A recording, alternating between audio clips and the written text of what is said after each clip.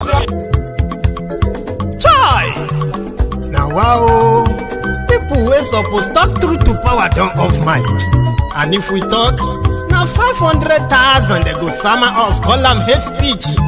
But fear not, Maiyegun don't come.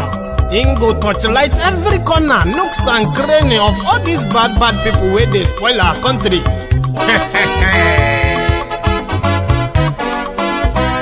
So my people make we laugh, oh, yo, yo. Maiyegun don't come, oh, yo, yo.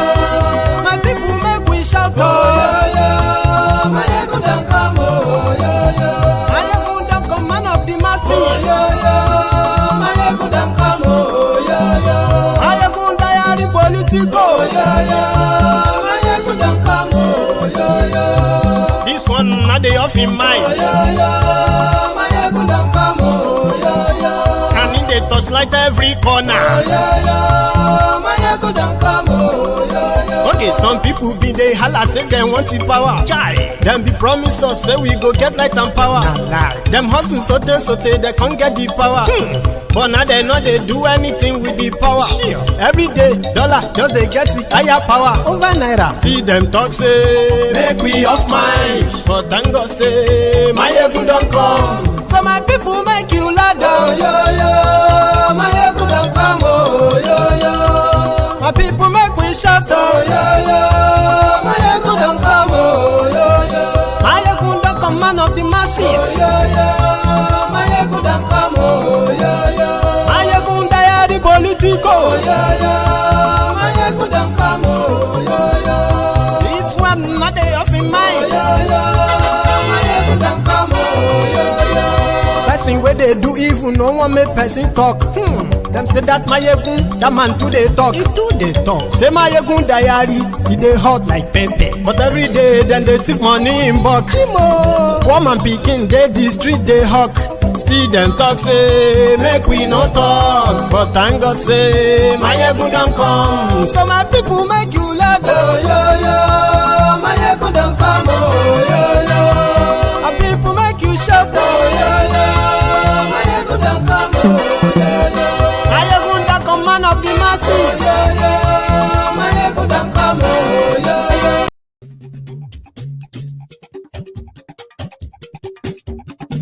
Maiyegun la wa mo, la mo do do do do. Maiyegun diary, Maiyegun number one. Maiyegun la wa mo, la mo do do do do. Maiyegun diary, Maiyegun number one. Maiyegun ti dé o, ọ̀rẹ́ ará yìí. Maiyegun diary, Maiyegun number one. Lórí Facebook, lórí YouTube. Maiyegun diary, Maiyegun number one. Gbogbo bó ṣe ń lọ ni Maiyegun já wa sí. Maiyegun diary, Maiyegun number one. Àṣírí ọ̀jẹ̀lú kì í bò níbẹ̀ o. Maiyegun diary, Maiyegun. Hello there. Good morning to you, good afternoon to you, good evening to you from wherever you are watching from. This is Maiyegun Live. Maiyegun diary. We're having People's Parliament tonight, so you can join, you can be part of it. Don't wait till it is too late before you queue behind until you probably will miss out. But before we get to that part of the People's Parliament, I am going to open the floor so that I can give you something to talk about, and then you can talk about what you think we should also listen to. And you have an opportunity to come on the screen with me. Tell us what we don't know. I mean, the People's Parliament.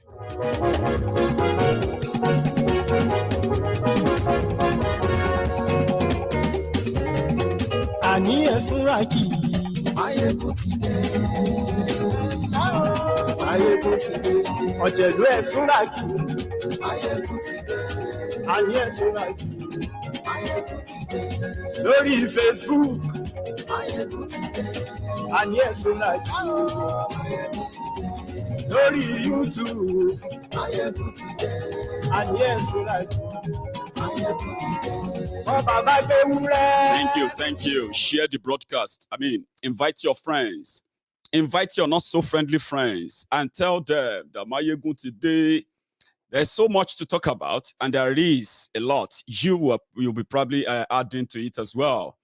But today, by the way, happened to be the last day for all the, Bokwari's ministers who want to be presidents.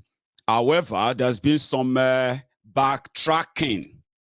Okay. Some of them have started changing their minds, while some of them have indeed resigned. The ones that we can confirm their resignation, that you can now say, yeah, seems that this one's one fighter until the end. Oh, it's not a joke.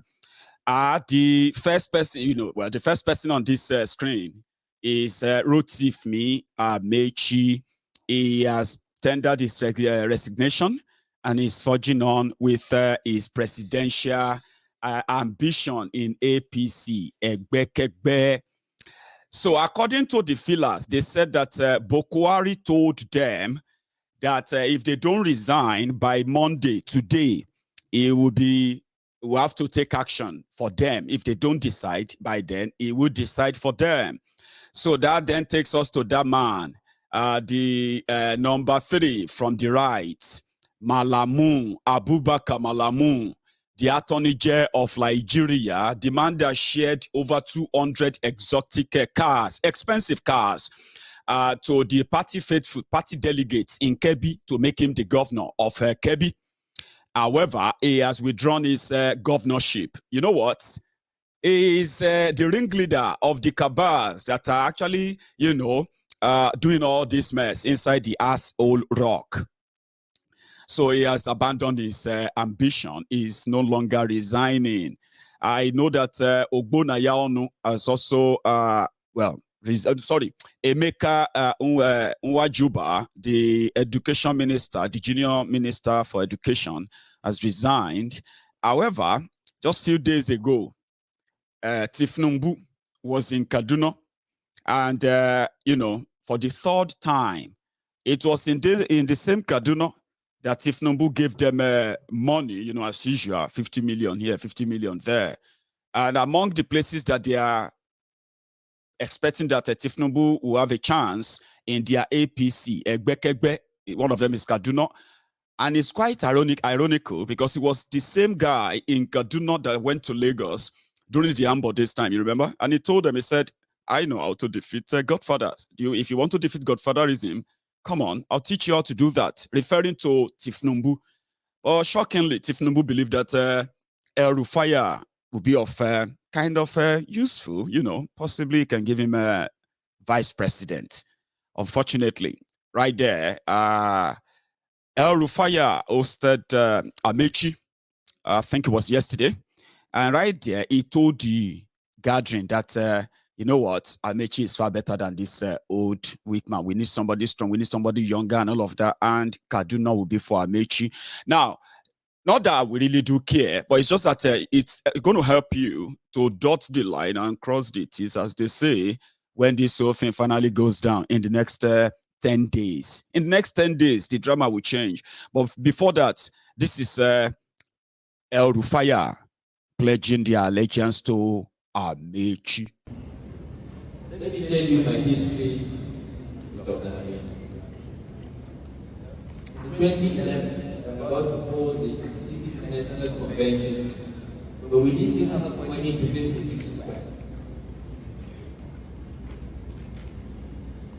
We were short of this. Dr. Amaechi, a sitting PDP governor, then had about it. He has always been an admirer of General Buhari. He sent a message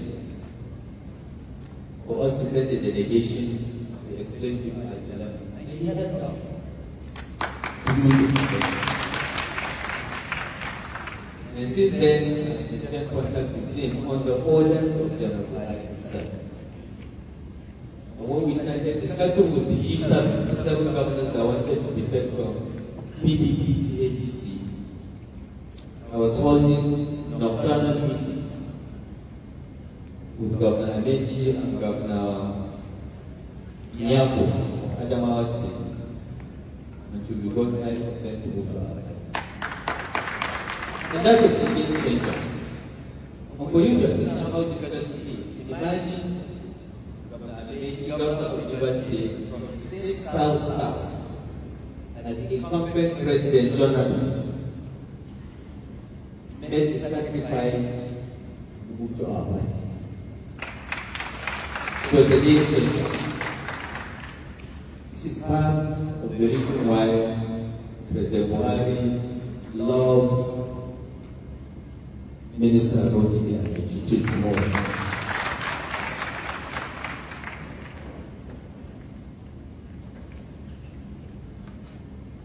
When I was in opposition, there was a time the SSS wanted to arrest me. I don't remember what. There was something last year. And you used to those days. But they wanted me arrested. And he told me and said, I will come to Abuja, I will take you there myself. What have you done wrong? And I will not leave to the legend. He left his job as a state governor, came to Abuja, drove me in his car to the SSS headquarters and stayed there until he took me on board. Till tomorrow, I will never forget it. Amaechi is a great Nigerian. I'm putting this in context so that you understand. APC is what primary. And this primary is an internal competition.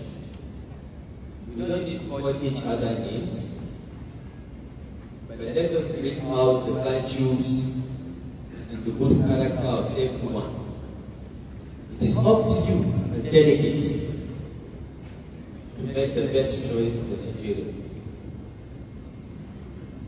2 days ago, you made your choice clear without listening to everyone else. Now, you've had Amaechi. You've seen what he has done. He has brought a very strong security team. He had General Rufire to his side. His former CP was Suleiman Abu. He has former Minister of Defense General Ali here. So you know what will happen for security if he is in charge. So I want to ask you 2 questions. Are we in Kaduna State APC committed as a matter of fairness and justice to presidency of Nigeria going to the south? Are we committed to that? Presidency going to the south? Presidency going to the south? Presidency going to the south? Okay. So don't listen to anybody that tells you everybody to apply for. Because people are getting into that. And I'm not doing that.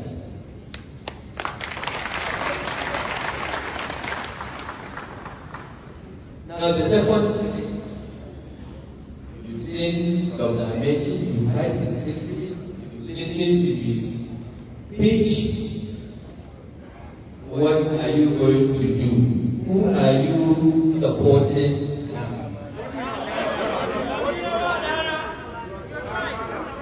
Your choice.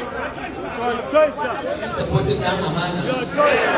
I thought you said you're supporting Israel. You know, people say that delegates will never see heaven. Because today you say something, tomorrow you do another thing.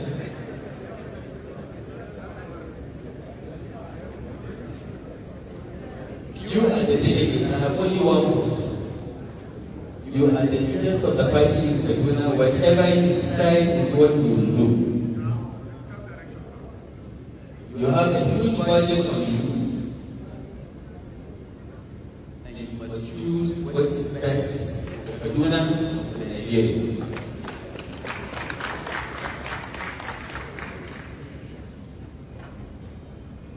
So what are you going to do? What is your position today? Mr. Speaker, you want to say something? Come and speak.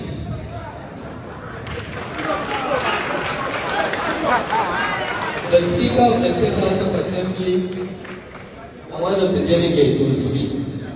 Thank you very much. Thank you, my brothers and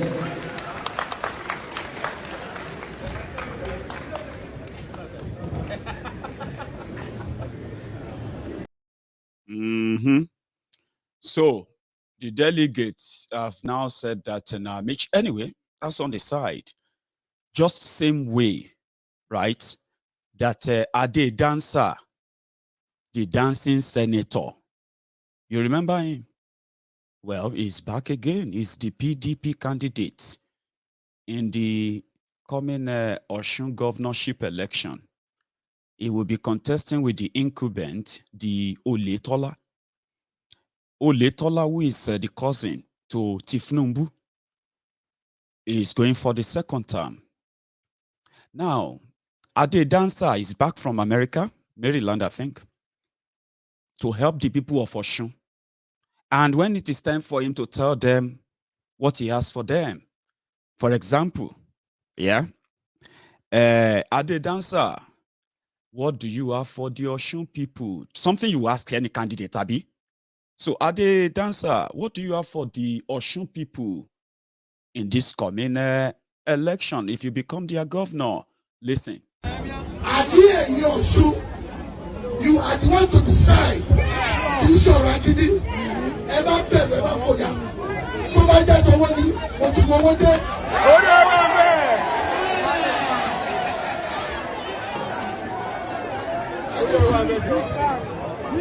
I miss you. I miss you, no joy, not to be. I miss you.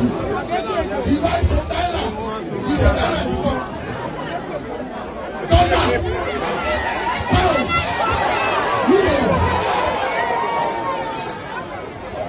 Fire for fire, you know that. Fire for fire.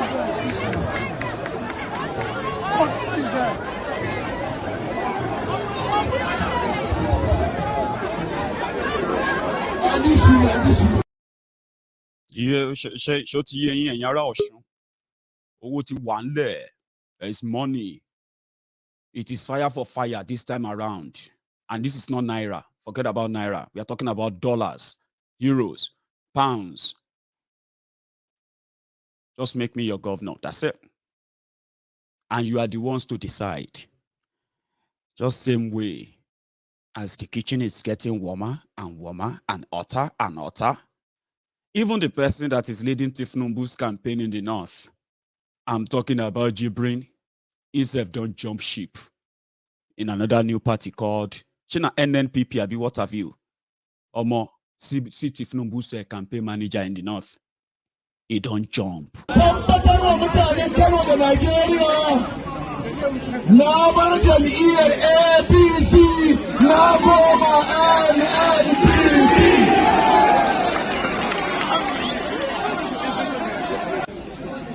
Mai girman chairman, daga yau za mu fara aiki. Ina tabbatar maka da cewa insha Allah abin da ya kama daga kofa, bebeji, kiru, ƙananan hukumomin na 16 na Kano ta Kudu, insha Allah, da ni da Sala Sarano, da Kawo Smaila, da sauransu insha Allah, zan kawo APP waɗannan ƙananan hukumomin.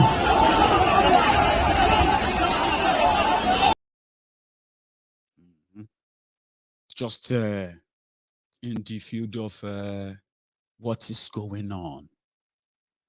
So parliamentarians, are you getting ready? Right. Just a few days ago, many of us received the shocking news of Islamic jihadists who are supposed to be students of Shehu Shagari College of Education in Sokoto. There was this misunderstanding, they said, that started from WhatsApp that eventually led to the gruesome killing of a young woman, a student too, Now, we have seen people who have rose in their defense. And many of these fanatics have shown up on social media praising these killers, these murderers, to the point that they even staged a very violent protest in Sokoto demanding for the release of the killers. Well, that took a new turn, as more than 35 lawyers have now filed up ready to defend these killers. Initially, the police that publicly displayed these killers when they were arrested now told us that the killers are probably not Nigerians, they are from the Niger Republic.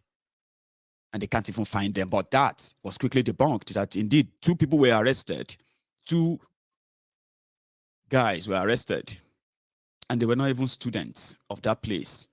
So what happened was that the students who were supposed to be students of that school invited their fellow other terrorists who are non-students, and they led them into the school to get this young woman killed.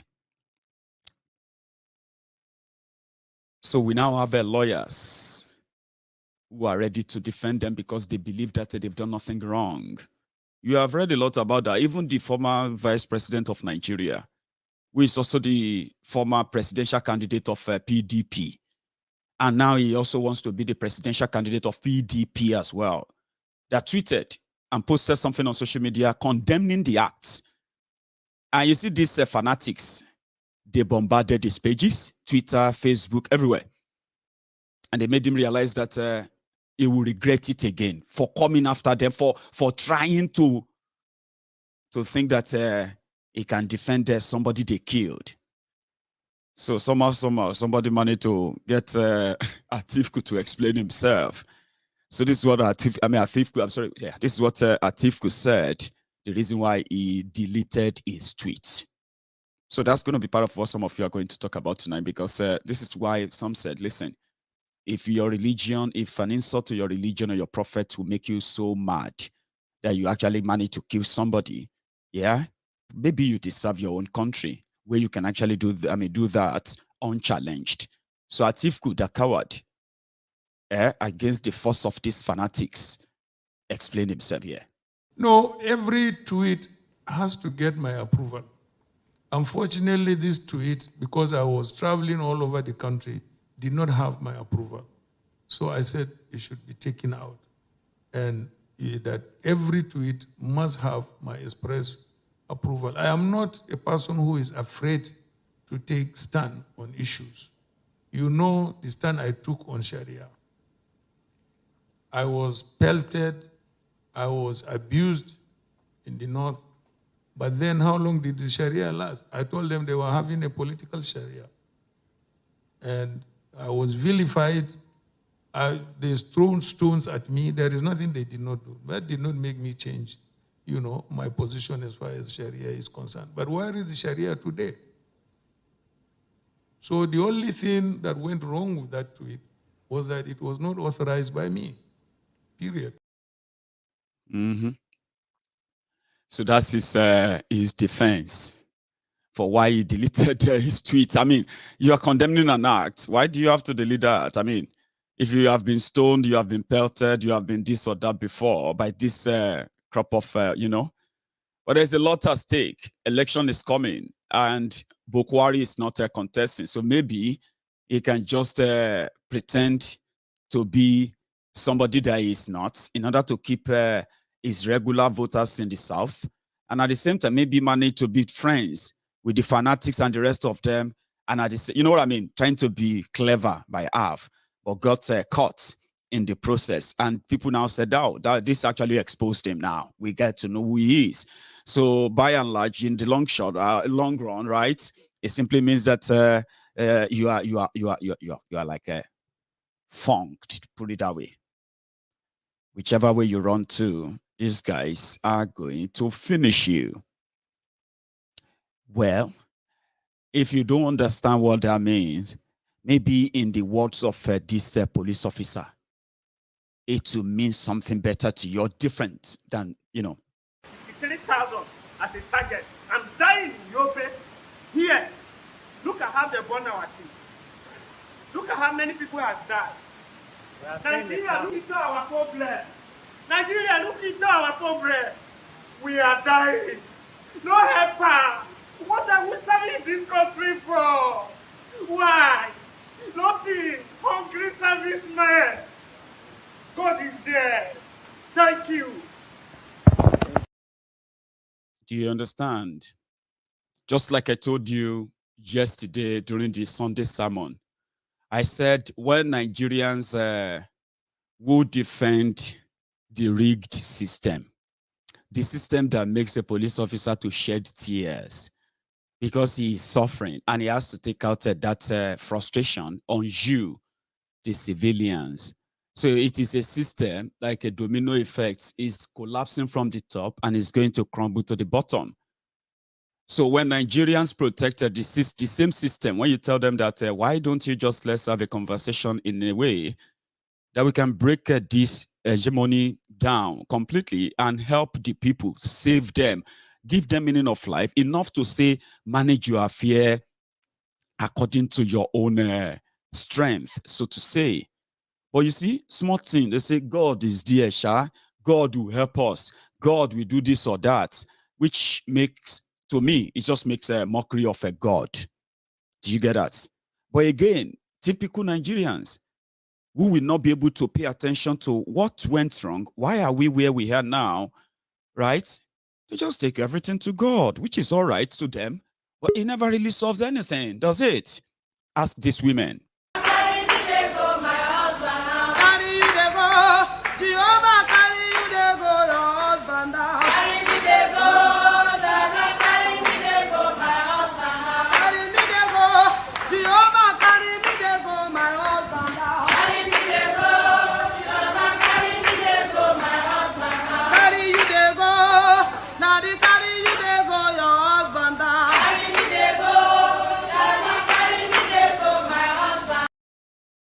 Do you understand? These are people who knows that the economy is hard. It is tough. The husbands don't have jobs to take care of themselves. So they decided to remain single. But somewhere in the night vigil, they are asking God to take them to their husband's house. It doesn't matter. Just make it happen. Typical Nigerian. That's mocking God. You need to have a relationship. Trust that relationship before you can go into marriage. So, is that not how it should be? But everything don't scatter. And then you see the merchant of miracles. Since you can't even explain why things are what they are, and since you can't explain, then you take it to God. Then you meet the merchant, miracle merchant. Say, do you want to get married in 2022? Yes, God, I want to get married. So there's nothing God cannot do. God, you know what I mean? Then they manipulate you. They make you mock God. And so many people feel offended when you tell them that they are taking advantage of you. That's why some people said, what you pray for in Nigeria, you know the prayer points in Nigeria? Things you pray for, say, Father, Lord. You know what I mean? When you leave Nigeria, you don't pray for them anymore. I mean, many people are living outside. You know, if you are watching me from Nigeria, what I'm saying right now may be sounding like, Benny, what are you talking about? Do you want to try God? Do you want to? I'm not challenging you. I'm just saying that if you are outside Nigeria, you realize that there are things that, come on, man. You won't go to church and start, come on. Because you understand better that you don't have to. You know what I mean? It doesn't mean that you can't pray to God about them, okay? You can pray to God about some personal things. But there's no time to do all of that. That is exactly what they have done to us as a people. It is deeper than you can think of. And talking about ideologies that makes you think a country is one, when the country is actually many. this man put something in. And as usual, I just want to share with you before I open the line. Okay, I think my time is up. My half an hour is up. I am going to open the line, which means if you are able to open the what do you call it? Open the link to join us in the studio. Okay. All you have to do is you know, set it up, put your name where it should be, and then join the, you know, join the room. All right. So, and so many of you also probably want to say something about the Mazi Nnamdi Kanu's guests. I'm talking about Soludo. Whatever you want to share, you always have the time. There's no phone calls, okay? You just get your device on now, get the link opened, connect yourself, and connect your camera, and then you'll be part of this, so to say, okay? So I want to listen to this quickly. Talking about your one Nigeria, if Nigeria is actually one, and now that we have people who want to possibly tell us that you know, there is a Sharia law that is more important than the secular law, which is normal law of Nigeria. And guess what? Oh, I just remember that I should tell you this, right? Do you know that your fraudulent 1999 constitution, right, actually gave you know, gave power to establishment of Sharia appeal courts in Nigeria? So it's all those Sharia you are hearing in northern Nigeria, in your 1999 constitution, your Sharia is mentioned there for about 30 times or something. Something about Sharia law, about this and that. Some of you don't read them. And then if you probably take your time to study some of these stuffs, right, you will never beat your chest and say, I'm a proud Nigerian, I'm a proud Nigerian. But again, you should be able to make your own choices. It's just that when you make them, you should also remember that you will be responsible for them. So I have some of the parliamentarians already in the studio. I just want to tell you that as you are joining, remember, you need to keep your camera on. And if you are the type that is waiting till the late hour, you know, when it is becoming like 10-15 minutes to go, and you want to join, then that will be your fault, okay? You will not be able to, because the last 10 minutes will be for probably the last speaker. It's up to you. The link is right there in the comments. Prior to 2009, no black had been president in America. But with the election of Barack Obama, blacks in America had a new sense of oneness and belonging. I am not American. I am Nigerian. I am Igbo. Since the end of the civil war in Nigeria, when it was declared no victor, no vanquished, the Igbos have done their best to reunite the country, to reintegrate themselves into Nigeria. Show an Igbo man any space anywhere in Nigeria, he will build a home, he will develop the community, they will build a church, develop the market, bring development, intermarry with the people, learn their language. The Igbos are the one tribe that try in every way possible to unite this country.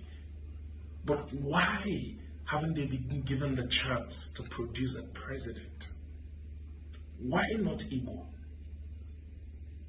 Is there another type of racism happening in Nigeria?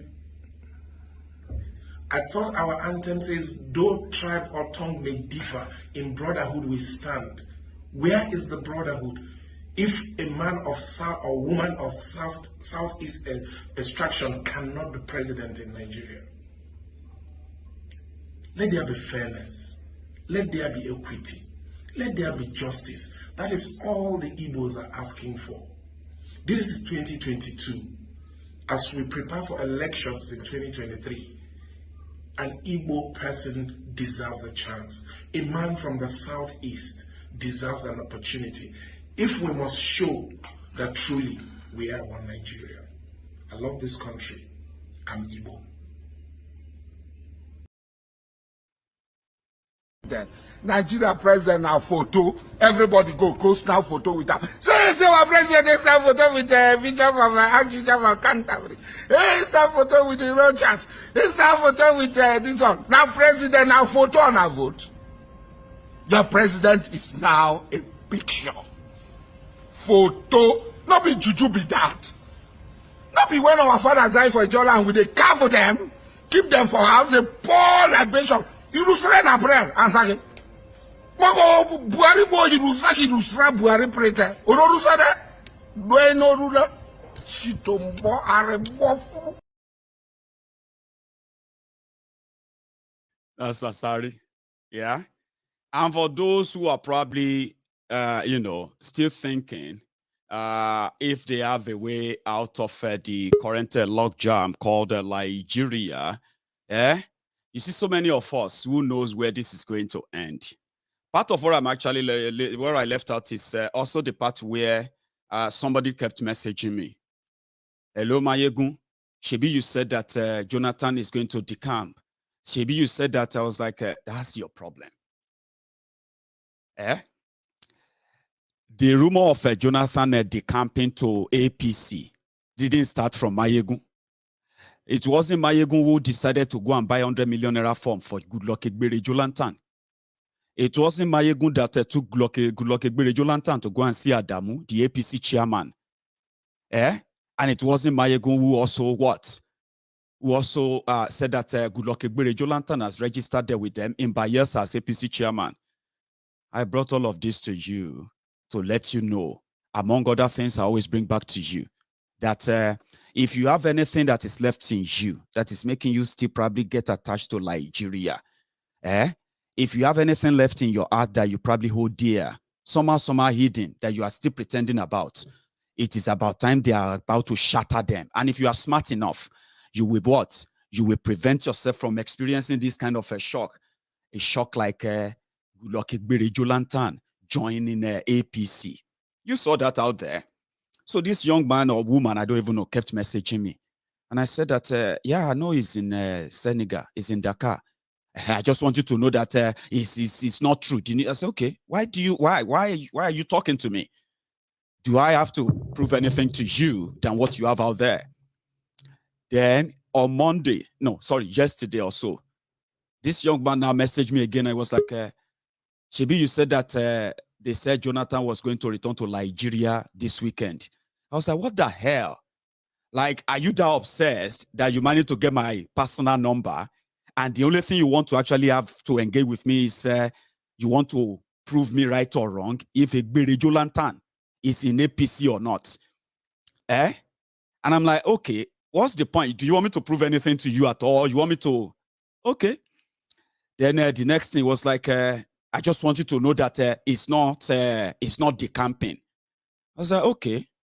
So Bashir, the Bokwari's PA on social media, that tweeted and called all of you uninformed, was also Maiyegun. Anyway, shall to cut it short, I'm block Danu. You may be watching me right now. Okay? I have nothing to prove to you when I talk about your criminal leaders. I've told you many times. What we talk about here is not going to determine who becomes what in either PDP or APC. You know that. But at the same time, what we can do through here can also add to who will not become what or what in any part of Nigeria. That's one area that some of you are not paying attention to. We have no say in who will become their candidate in APC, do we? But does that now stop us from ignoring the obvious, which keeps us so informed, up to date, and enough to say, I'm not surprised whenever it happened. If you manage to get my number, my personal number, you should be sensible enough not to come and try to prove anything with me about your criminal, whatever, anyone you have anything to do with. There are those who will get my number and they will just come in and say, you know what I mean? Maiyegun, I just wanted to explain some things to you about this religion, blah, blah, blah, blah, blah. I want you to go and read chapter, verse, nonsense and all of that. I'm like, who are these people? Because I just want you to know that there are some information you need to know. I don't want you to think you know everything. I am not here to prove anything to you. Do you understand that? I've explained that many times that I am not here, right, to prove anything, right or wrong. If you are smart enough, there's nothing I talk about on Maiyegun's Diary Politico that any of you don't know. What I just do differently is that I go deeper and I bring you along so that whatever you think you know, maybe if you actually have to know more or deeper, you probably will, kind of make a different decision based on what you know presently. So what am I going to talk where you don't know? What is it that I talk about that you don't know? So don't get my number and come to me and start talking about shit, about nonsense, about things that, you know what I mean? I've been looking for your number. I've been trying to call you. Call me for what? What do you want to tell me? So tell me about my program, what I did last night. You want to explain to me about this, about that. Keep that to a moment like this, okay? Whatever you want to tell me, whatever you want to disagree with me, whatever you feel like I've been wrong about and all of that, the moments like this is the time you can just click that link. You'll click that link, you'll bring your face up, and you will face me here. It is called the People's Parliament. There's no point in you trying to, I don't even know how to, I don't reply messages. I barely take calls. So if I manage to respond to your own message, don't come and talk to me about your criminal rogues or anything else that is contrary to whatever I say on my program here. Just keep that for a moment like this. It's always better this way. If you are bold enough, come to the parliament. Open the link. Abi, don't just comment. Open the link. Join us. Come and tell us what we don't know. And we'll listen to you. That's one thing. We will listen to you. So I have those who have already put on their own cameras. So I'm going to bring them on. If you're already in the queue, on the queue right now, and so I have those who have already put on their own cameras. So I am not going to bring you on. I've got two people who have done what I said we should do. If we are, you know what I mean. And I have two people here already. So let me get their names on. I'm going to add others. And like I said, I have managed to pin the studio link. Okay. So which means you can, one moment, there's something I need to bring up, which is a moment. Let's have that. Grant. So I have Adeola, I have the prince, also the priest of peace. So I'm just going to start the conversation. And like we do on the People's Parliament, yeah? What you have to do is that you can pick up anything you want to talk about, okay? And you would have about 5 minutes. You may have an extension, depends on what you're talking about. But the moment I raise my hand like that, yeah, that is me trying to tell you that you should be rounding it up. And within 30 seconds or a minute, and I'm going to say something to stop you in case if you don't get me. Pay attention to this. That's how we run it, okay? I am going to start with Adeola, sir. And then the priest of peace, you are going to go next. So as we welcome more parliamentarians, I would, I'll have them and share the slot as well. So I'll start with Adeola. So how are you, sir? Baba, I'm okay. I'm fine. I'm well. I'm well. Class. So you used to be the parliamentarian that always kind of close the show, but today you are opening it. Yes, so, I have to open it today. It's pretty much the same thing we've been saying. Just want to hail you, say, Baba, you are doing a fantastic job. Keep doing what you're doing. No one can gag you. And if they try to gag you, they'll dissolve eventually. So last week's issues is just a different level of low that we've reached, and I was just broken, coming up to the news of that girl being killed just like that, just burned to death, stoned to death, then burned to death. Is unimaginable, and is a proof that it's not working, and even if you want to have an Igbo extraction, an Igbo president, to what end? To a country that doesn't have, a working or a functional, constitution. So what are they going to work on? At some point, people's eyes abroad will be open, and people's eyes at home will really be open. Do you know what? This way cannot work. The best thing we can do is to have a roundtable discussion on how we're going to split it. Imagine how many lawyers, showing up for murderers. That's right. Are they meant to, the girl's death, is it meant to instill more fear into us so we will not talk? You know, many news outlets have been quite mute, radio silence, even some are probably talking afterwards. It shows that this press is not free. So we have all the evidence, Maiyegun, we have all the evidence. It's not working. It is not working. And it will not work because saying that the Igbo people, they're a tribe, is an insult to them. They're a nation. They are in millions. The same thing, likewise, the Yorubas and to other groups as well too. No group is too small to have some form of autonomy. We keep on saying it, no group, no nation in that whole arrangement is too small to have their voice or their own autonomy. If you deny them that, you're denying them life. It's because if you can't express yourself, then why are you living? Why are you living? Might as well be good as dead. So if you're telling me, oh, Peter Obi, to what? What will Peter Obi work on? On that fourth line of a broken constitution that no country can have prosperity on? Where they are now telling us about the religious red line too, which can get you killed. It doesn't matter. Exactly, because killing someone is to instill fear. That is the outcome of killing someone in broad daylight. You know, whether you are showing your face, your mask, you have the effrontery to come up and do evil, is to instill fear. It's part of the tricks they are using to instill fear. Why are you killing people? Why are you killing them? If you have a reason, and that's your reason, you want to instill fear that we are superior, our religion is superior. You can't say jack. Whatever you say, even rumors, people have died, Maiyegun, not just Deborah. People have died. Eunice, you know, and even people that were by whispers, you know, unfounded truths, you know. So if people can die before Deborah on cases that are not established, then what's the whole stuff about? What's this stuff about? I was broken that, you know what, that could have been anybody's child. That could have been your sister. That could have been your colleague. It can be anybody. And if that person, you know, can be maimed, killed, stoned, and not even burnt, whereby there was reports that they could not even retrieve her body. They had to pay a hefty sum. Nobody wanted to transport her. The father had to pay was it 150K? Yeah. To move her body. To get her body. You know, it is just damn right evil to keep that place called Nigeria. Dissolve it.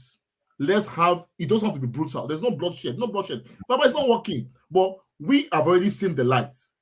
There's a time lag. Nigerians that live in Nigeria, there's a time lag. They haven't seen the light yet.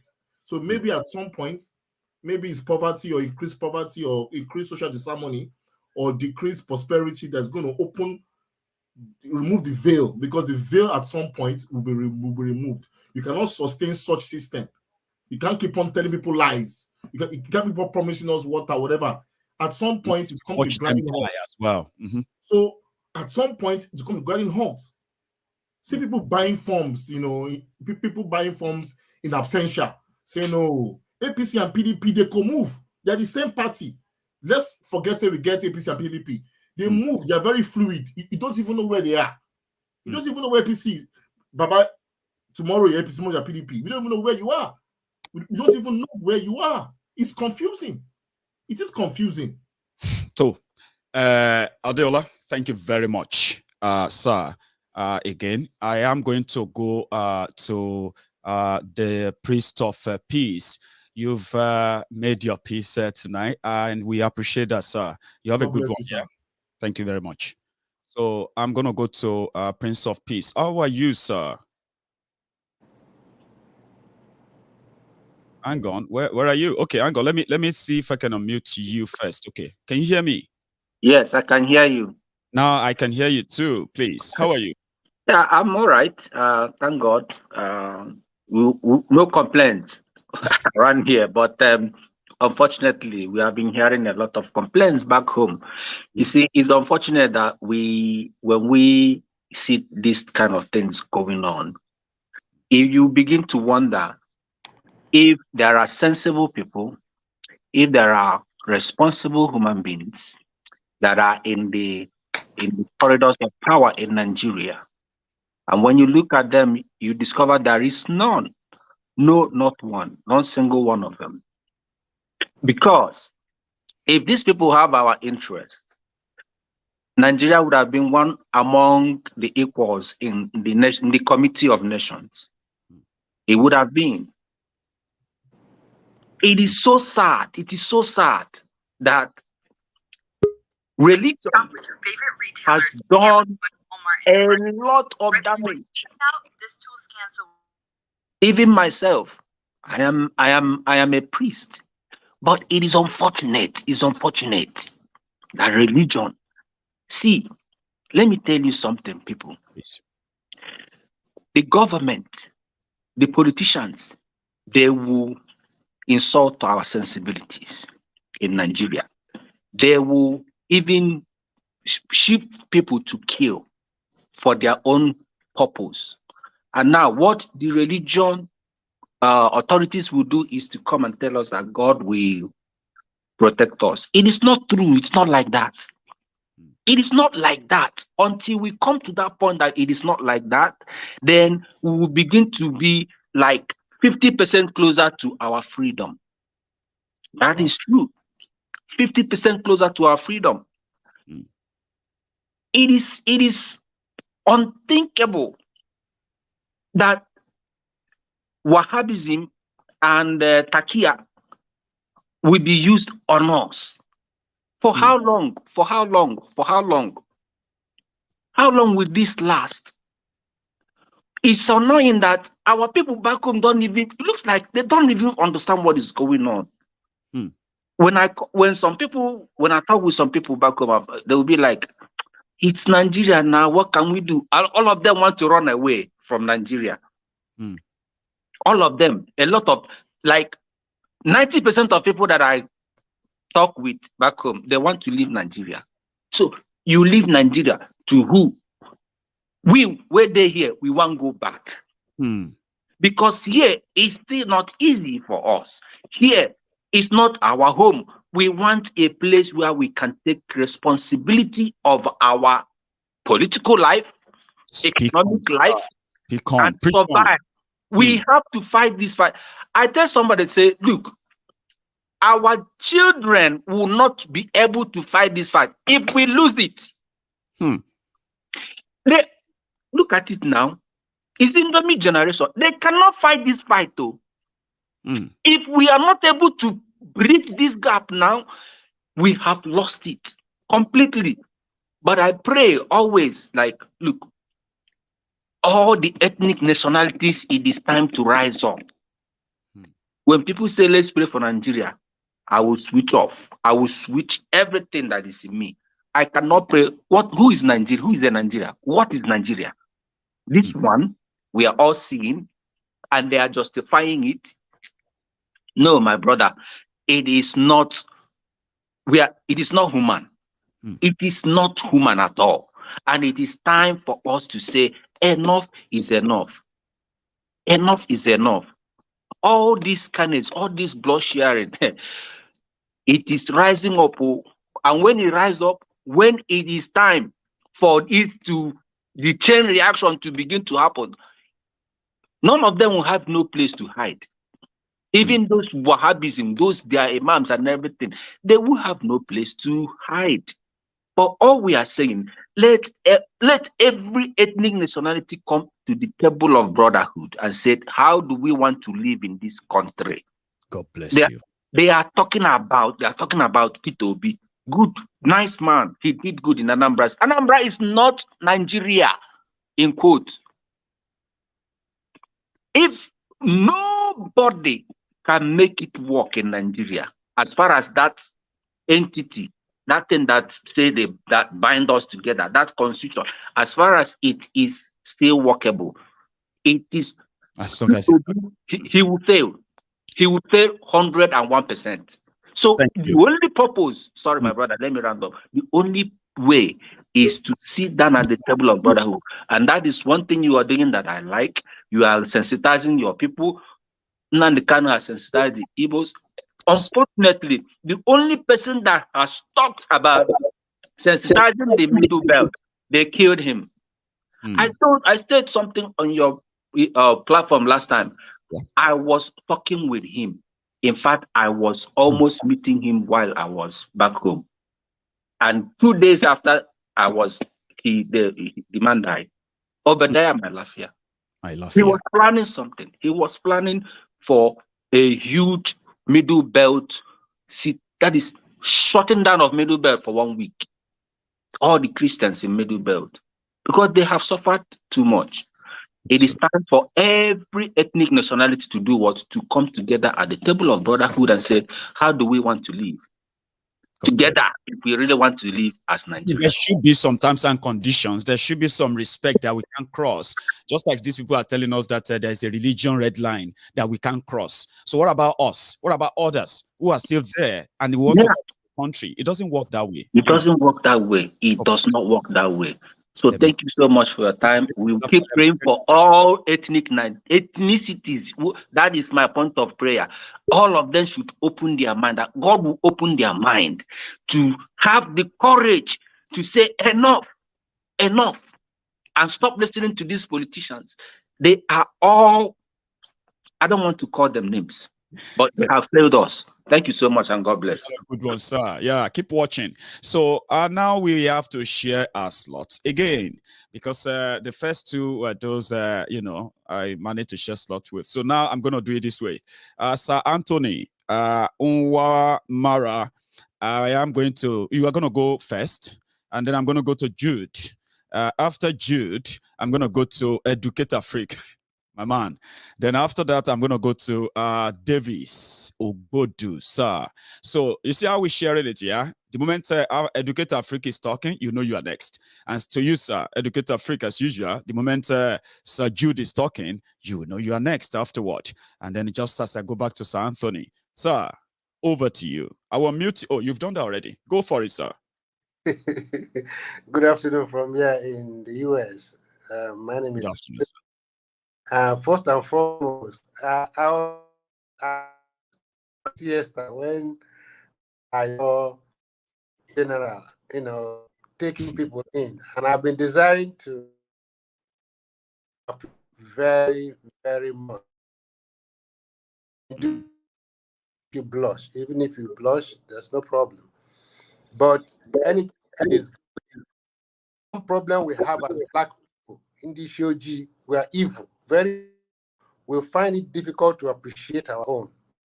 And sometimes when we do it hypocritically. When you are doing it, you're not doing it sincerely to ginger that. You do it with a ploy to look for to get to that person, get your own. That's exactly what is killing Nigeria today. Back to what's like selfishness. Go on, sir. Huh? I said pretty much like about selfishness. Go on, sir. Yes, if not me. And that is why the nation can never move forward. Right now, my advice, or my counsel, I can't say advice, my counsel to the political elites is that instead of 2023, they should do a referendum for every to come together. Let's see how we can again discuss this Nigeria something on a round table. Anything outside this is null and void. It's unacceptable. However, you are doing a great job. Very, very beautiful job. Like you're doing, like someone else is doing. You're doing a great job. I take time to listen to you. Whenever I come back from work, sometimes I don't have time to come on. But this time around, I want to really applaud you. Do not be discouraged. There might be challenges. There might be challenges, especially on the monetary aspect. You know, how people don't know how to handle money. That is one problem that a lot of people don't know how to do. You give them money to handle, they want to abuse it. They will be just like that. Some of them do. People contribute money, they chop it. Instead of using that money, like Nnamdi Kanu did during his own time, some people are just chopping the money. Do not chop the money that our Yoruba brothers, where they contribute, they give you for purpose, my brother. Make a talk about. Very, very important. Very, very important. Every kobo that people contribute is important, please. Stick to it. Don't be tempted. Don't allow people to skew you into waiting. This is our time. No, all those things don't profit. Thank you. The reason why overseas is better is that somebody want to sacrifice for another person to build on. Our own is we go in there, we want to chop and cover the road. Nobody goes up, and that's why we keep being at the bottom of the ladder. Back to that brings me to Deborah.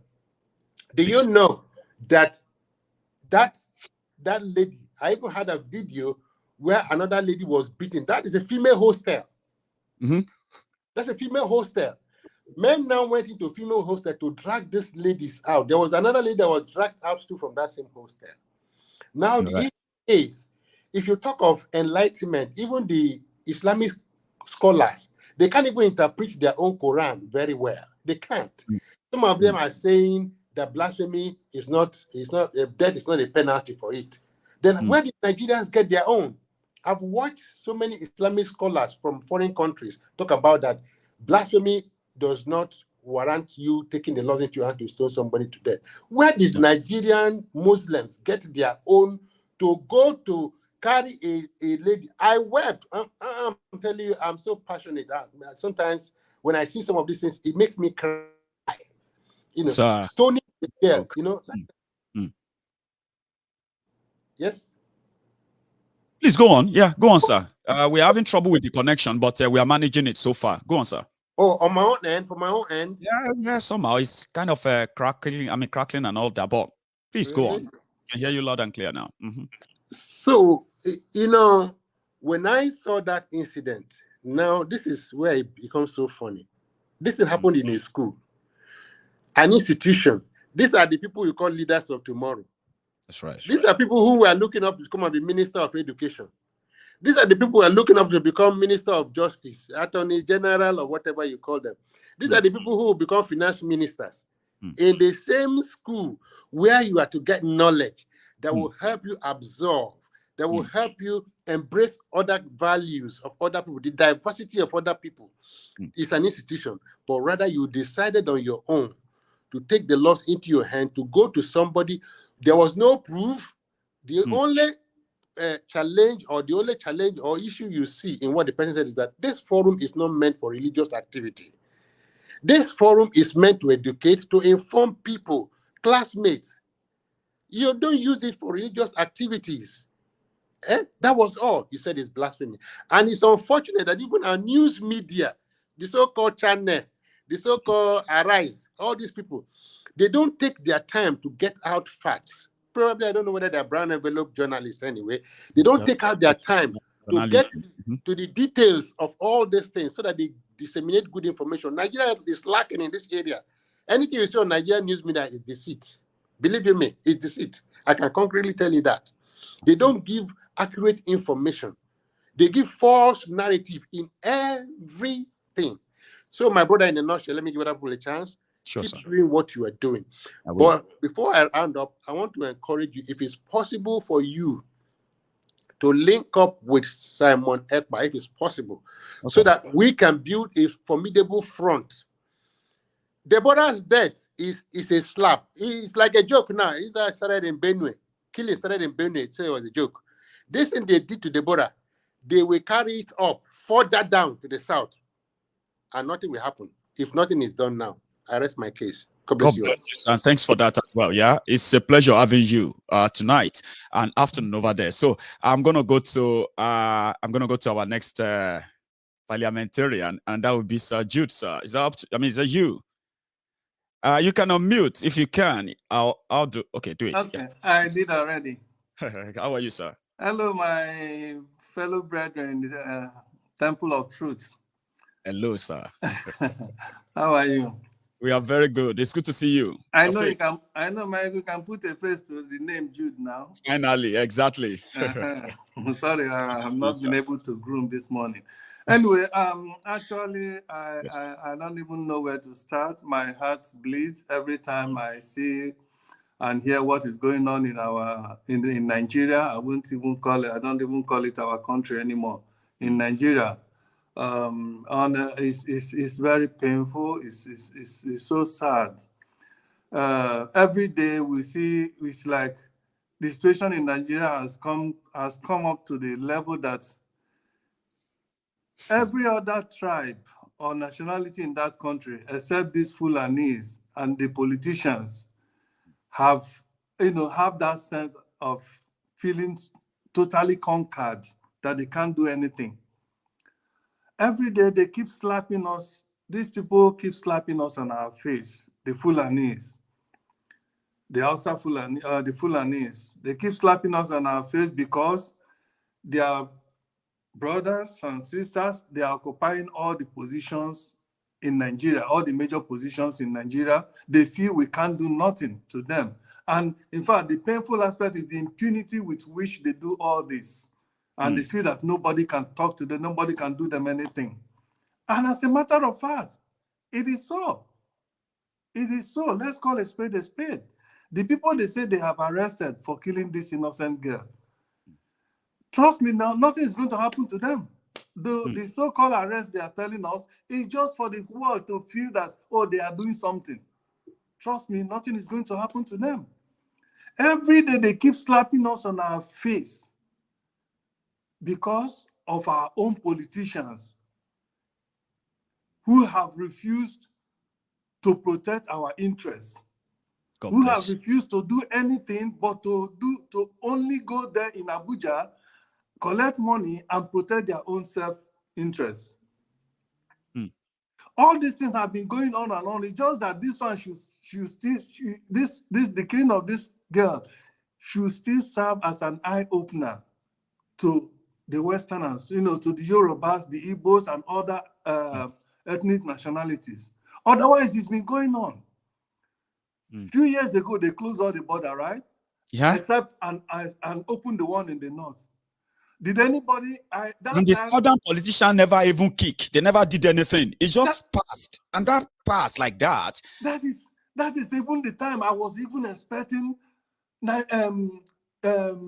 governors in the south, the Yoruba governors, the Igbo governors, all the people that say they are protecting our interests, so to say, wait a minute, Mr. President, if you are closing all the borders, let all the borders in Nigeria be shut up. Why would you shut down the borders at Idiroko, the borders in the south, and then you throw open the borders in the north?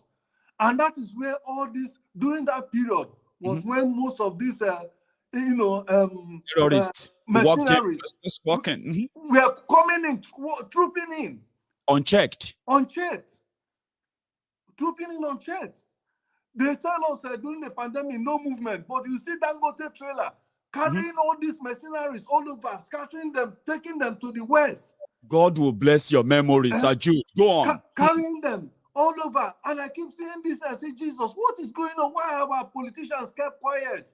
What has happened to them? Can't they see this evil that is coming up?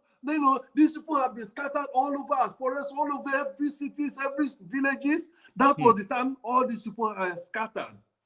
And they were also carrying arms along. Yes. And our politicians did not talk. Yeah?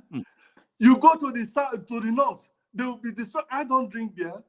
But then you go over there, our Igbo and Yoruba brothers and sisters and other ethnic nationalities that live in that side and doing business, and some that are selling beer, they'll be destroying their beer with impunity. But when they come to the south, the same south, the money they realize from VAT, from the selling of this beer, they will enjoy it. They'll take it to Abuja and they'll give them larger portion of it. And they'll be enjoying it. They won't say it's money from beer. We don't drink beer. Since we don't drink beer, we are not going to take this money. They won't tell you that. It's haram. We don't want to touch it. They are drawing, they say there's a religious red line that they are drawing. Why have we not refused our own? We can also draw our own religious red line. God will help me bless you, Sir Jude. I wish, religious red line. When are we going to draw our own religious red line? One of our religious red line should be that no cattle should walk on the streets of the south, anywhere in the south. Okay?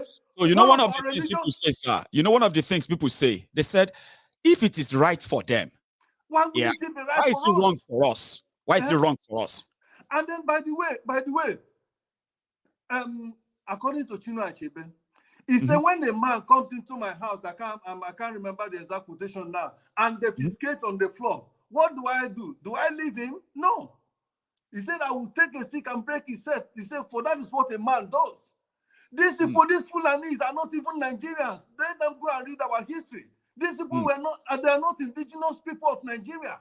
Now they came to Nigeria, they are conquered, they are putting all this shit in our eyes, in our mouths, and we are absorbing it because of our useless politicians that are fighting for their selfish interests. They don't want to protect, they don't want to, look for the general interest of the people that have sent them there.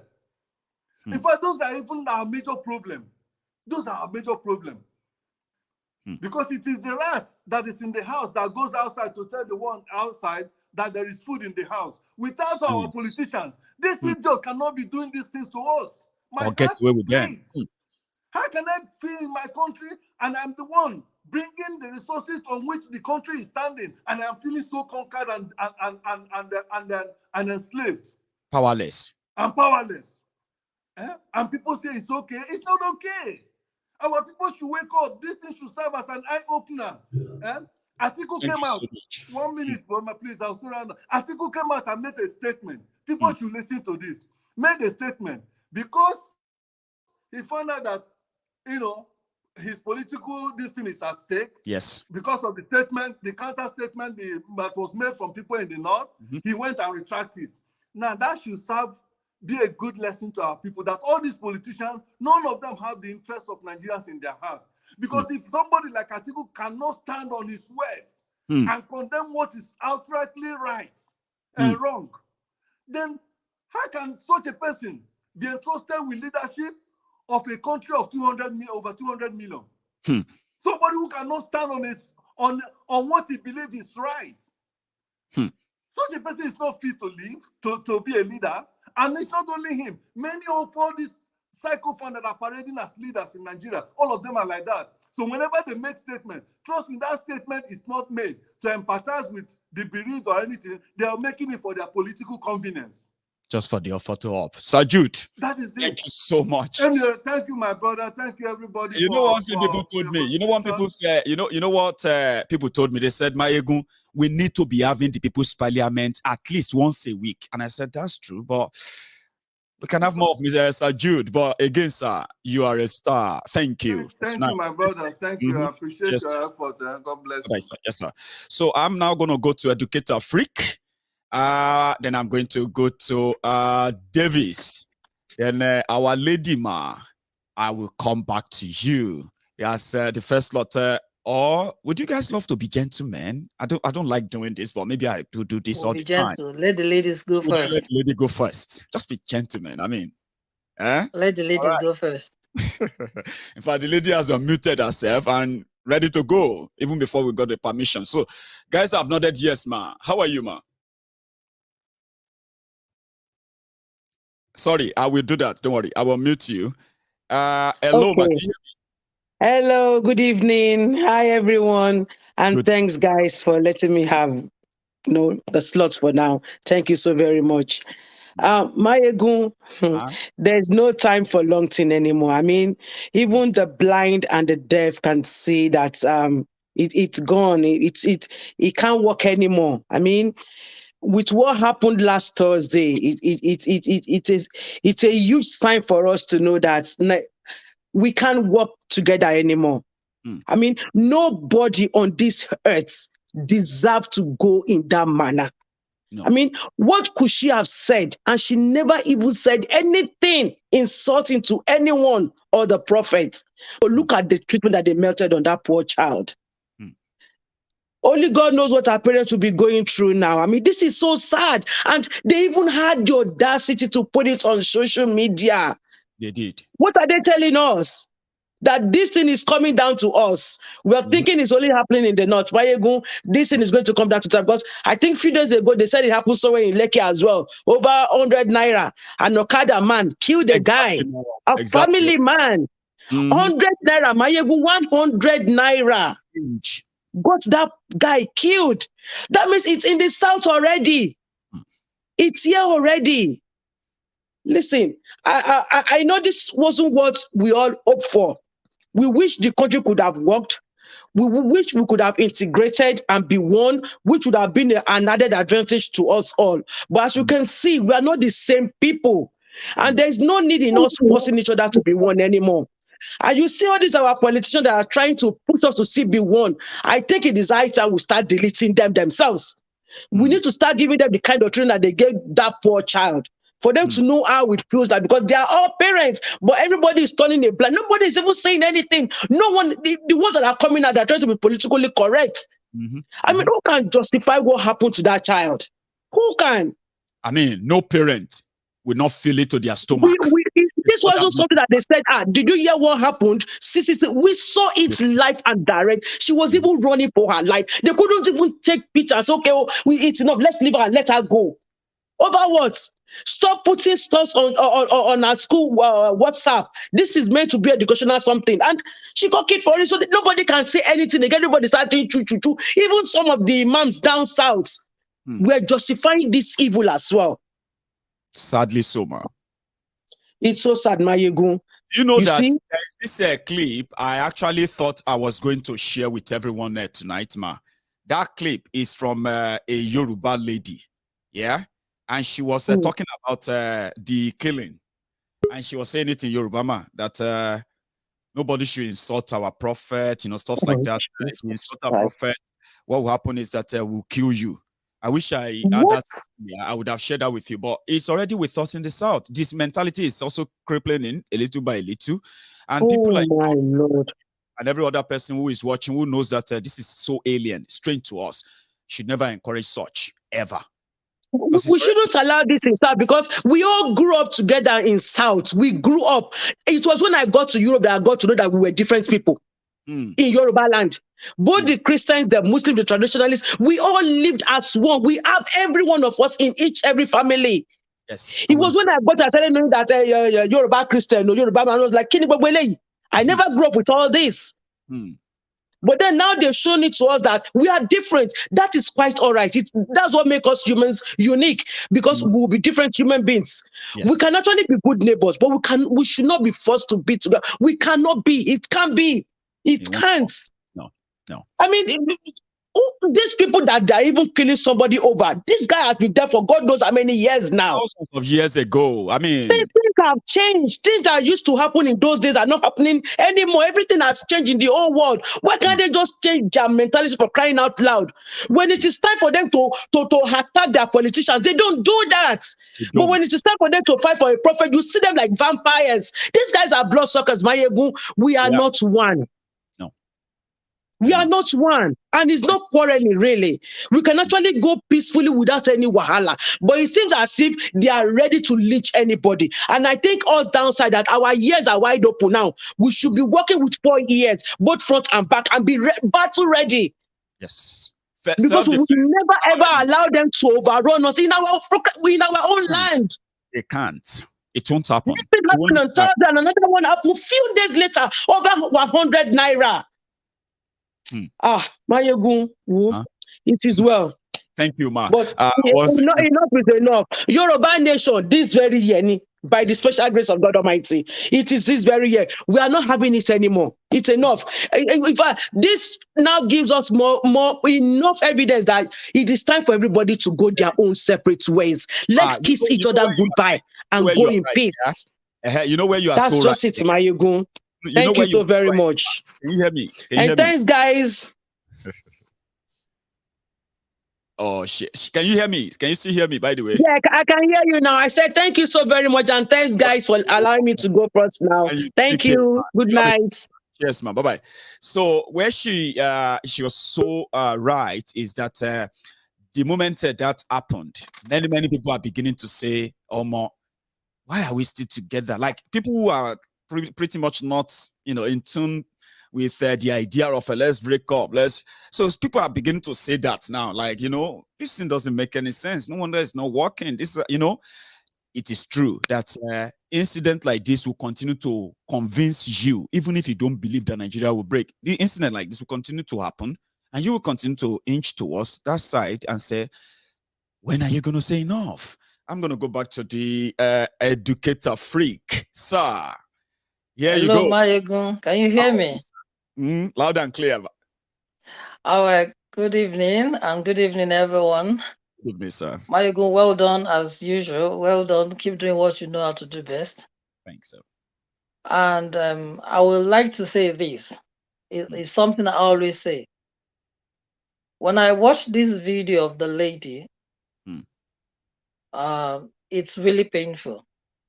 What amazed me was people can come out and stone an innocent, harmless girl with no weapons.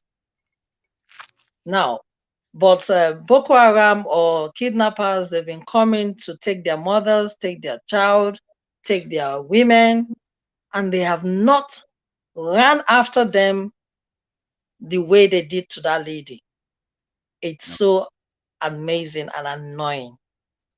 So they have this kind of energy to stone someone, but they can't fight back the Boko Harams or the kidnappers.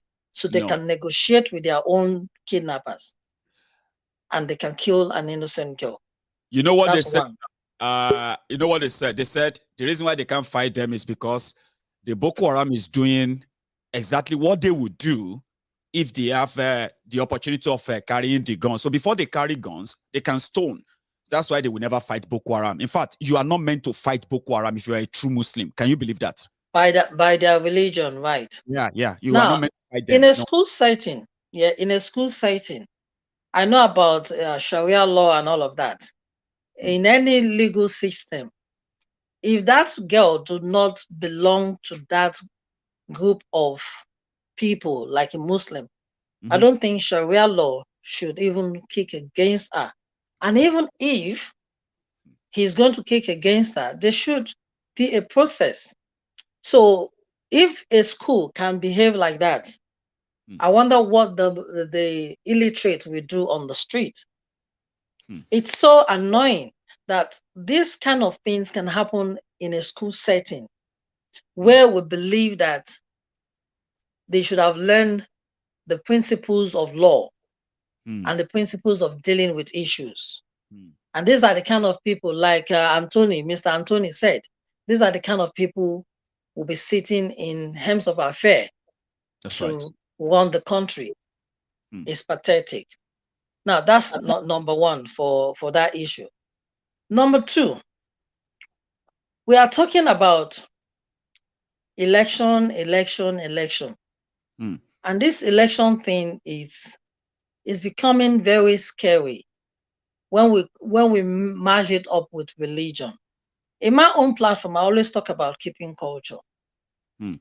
Now, this religion that we are talking about, we don't practice both religion properly in Africa, most especially in Nigeria. Because if we do practice this religion, this true religion in Africa properly, things like this won't happen. Because we have fanatics. I will say we have fanatics. We do. Okay? Because these religions are not ours. They were given to us. So we are not even doing it like the people who gave it to us. Either Christians or Muslim. We are not doing it properly. And I always say to people, what happened to our own traditional religion? What happened to it? Because if Chinese have been the one to colonize us in the past, I'm telling you, some people will be fighting and preaching and praising the Chinese gods. But because the people who colonize us brought Christianity on one part and brought Islam on another side, and we are just taking it the wrong way. So where are we bringing in our own traditional? Because some people said, "Oh, our traditional thing is dirty." They call it juju, and everybody just accept it. But in Brazil, they worship Odudua. They have beautiful temples. Have you seen that new Netflix, Bigger Than Africa, Yoruba? Have you seen it? I haven't watched it, but I've heard about it. Please. If you're a Yoruba man who actually want to feel good more about who are you need to go and see that, sir. Honestly speaking. Go on. Okay. So my own is, they came telling us our juju is this, our thing is juju, is this, and we just believe it. Now, let me use that as an example. Even our food those days, they said our food is it's not well processed, it's not well kept, it's dirty and all of that. But everybody is going organic now. Everyone is going organic. Okay. Now people are now, buying into, before when you eat bitter cola, people said, oh, you're being fetish for eating bitter cola. But until a white person came and gave us a documentary about the nutrients, the power, in bitter cola, everybody started driving into buying or having or eating bitter cola. Until someone will come and tell us that the things they took away from us has power. What happened to our artifacts? If those artifacts has no power, has no value, the Western world will be stealing all our artifacts away from us. No. But they come to tell us it's dirty. But they have our bones all over Europe. How many did Germans return the other day? A lot. So until we Africans begin to come back to who we are, African as a whole will not move forward. No. Until we Africans come up with our own democratic system. Because the democracy they gave us is not even working for us. We had election here about 2 weeks ago. I was almost doing a video, but because the people who there, I don't want them to be seen in the video. Yeah, because they wouldn't have wanted. We had election here, the local one, a few weeks ago. That's the way election goes. Very peaceful. But then in Nigeria, it's like election is like a war. It is. Voting is like, it's a do or die thing. I don't understand what is going on in that part of the world. And every now and then you see them flying into Europe, coming here to spend holiday, to study, and they cannot pick how democracy should be. Now we are talking about sitting on the round table, dialogue or referendum. Do you think the referendum is going to take place? No. Referendum is not going to take place in Africa, most especially in Nigeria. Because the Northerners, they don't want to give away power. They don't. They believe the power belongs to them. That's their belief. So even if you say, let's sit and do referendum, they won't allow. And like I said to you the last time, I said the result of this election is already out. Look at what happened now. After a lot of people have bought the form, they now said, I think I sent you the link. Said, if you have bought the form and you're still sitting in any of these offices, you need to resign. So that's to destroy the unity of the Southerners. How many Northerners do you see coming out? Like the way the people from the East and the people from the South are coming to show themselves out like they want to be president. Even in that party, 23 people already wanting to be president. 23. That's 2.3 billion. Thank you so much for what we have, we have shared with us tonight. Go on. Yeah, Maiyegun, quickly before I go, I know I haven't really give you a picture of me. My name is Ayua, but I talk about educator. I'm from Warri. I'm an Ishekiri. I know you. I remember you saying something about, is anybody from that end? I'm an Ishekiri man. So I'm from Delta State. Now the final one, we have Nnamdi talking about the Eastern people. We have you talking about the Yoruba nation. The West. What about us? Where are we going to be if everything goes apart? So that's a question for you that I want you to answer if I hang off from this. I will figure that out because, that's something I can actually answer while you are here, sir. Yeah. Okay. If all of us understand the concept of a referendum, it is not going to be the North that will give us referendum. Now us will get them ourselves, but we need to want it first. But the referendum that we are talking about is even going to start from all of us in the South, in parts. Anyone wants to participate in that, okay? So when people say, where do we belong to? Are we going to be part of a Biafra, or are we going to be part of the Oduduwa nation and all of that? Referendum does that. It gives everybody, all the ethnic and nationalities that are currently in the South, referendum gives them the choice to say, can we be part of it? And if we have to be part of it to form a country, what will be our own terms and conditions in that? All of these things are going to be part of the referendum conversation. So in the long run, when there were people in worry, when they participate in the referendum, everybody will choose where they want to belong to. It will be by that choice, something Nigeria is not letting us have. You remember? If to say Nigeria, all the ethnic nationalities right now, to come together and say, okay, now this is Nigeria, this, okay, you, do you want us to continue as a country? And if we have to continue, what are the terms and conditions that serves this, that serves that person? Around that time, the Biafrans may just do their own referendum and say, no, we don't want to be part of that big, larger Nigeria. No, we don't want to. The result of that referendum is what will represent Biafrans there. And around that time, that result will also show who are the Biafrans. You know what I mean? We all know that Biafrans is not just the Igbos. We know that. Yeah? Yeah. But there are people who are saying, we are not Biafrans. We are, Referendum gives an opportunity for the people to decide where they want to be and why.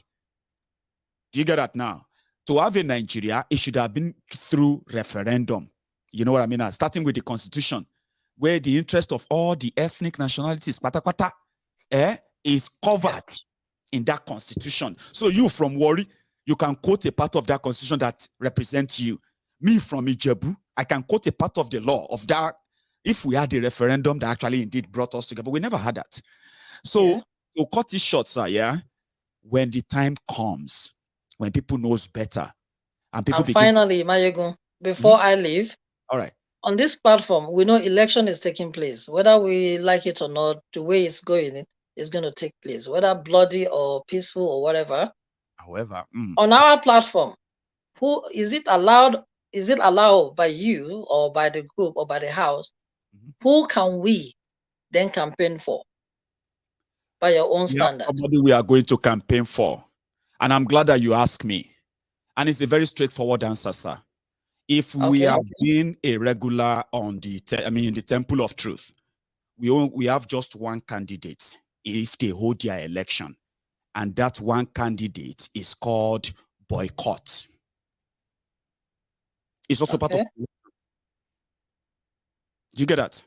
If a group of people says we need to discuss this union before we go for an election, because we see the process of the election is so rigged that participating in it, like you said, they will do it all.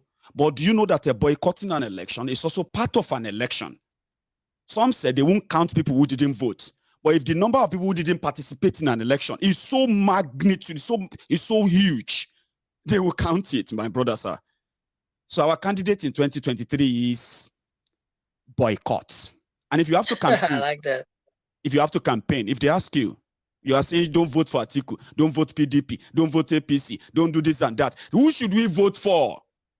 Boycott for president, boycott for governor, boycott for senator, boycott for assembly, boycott, and that too is part of an election.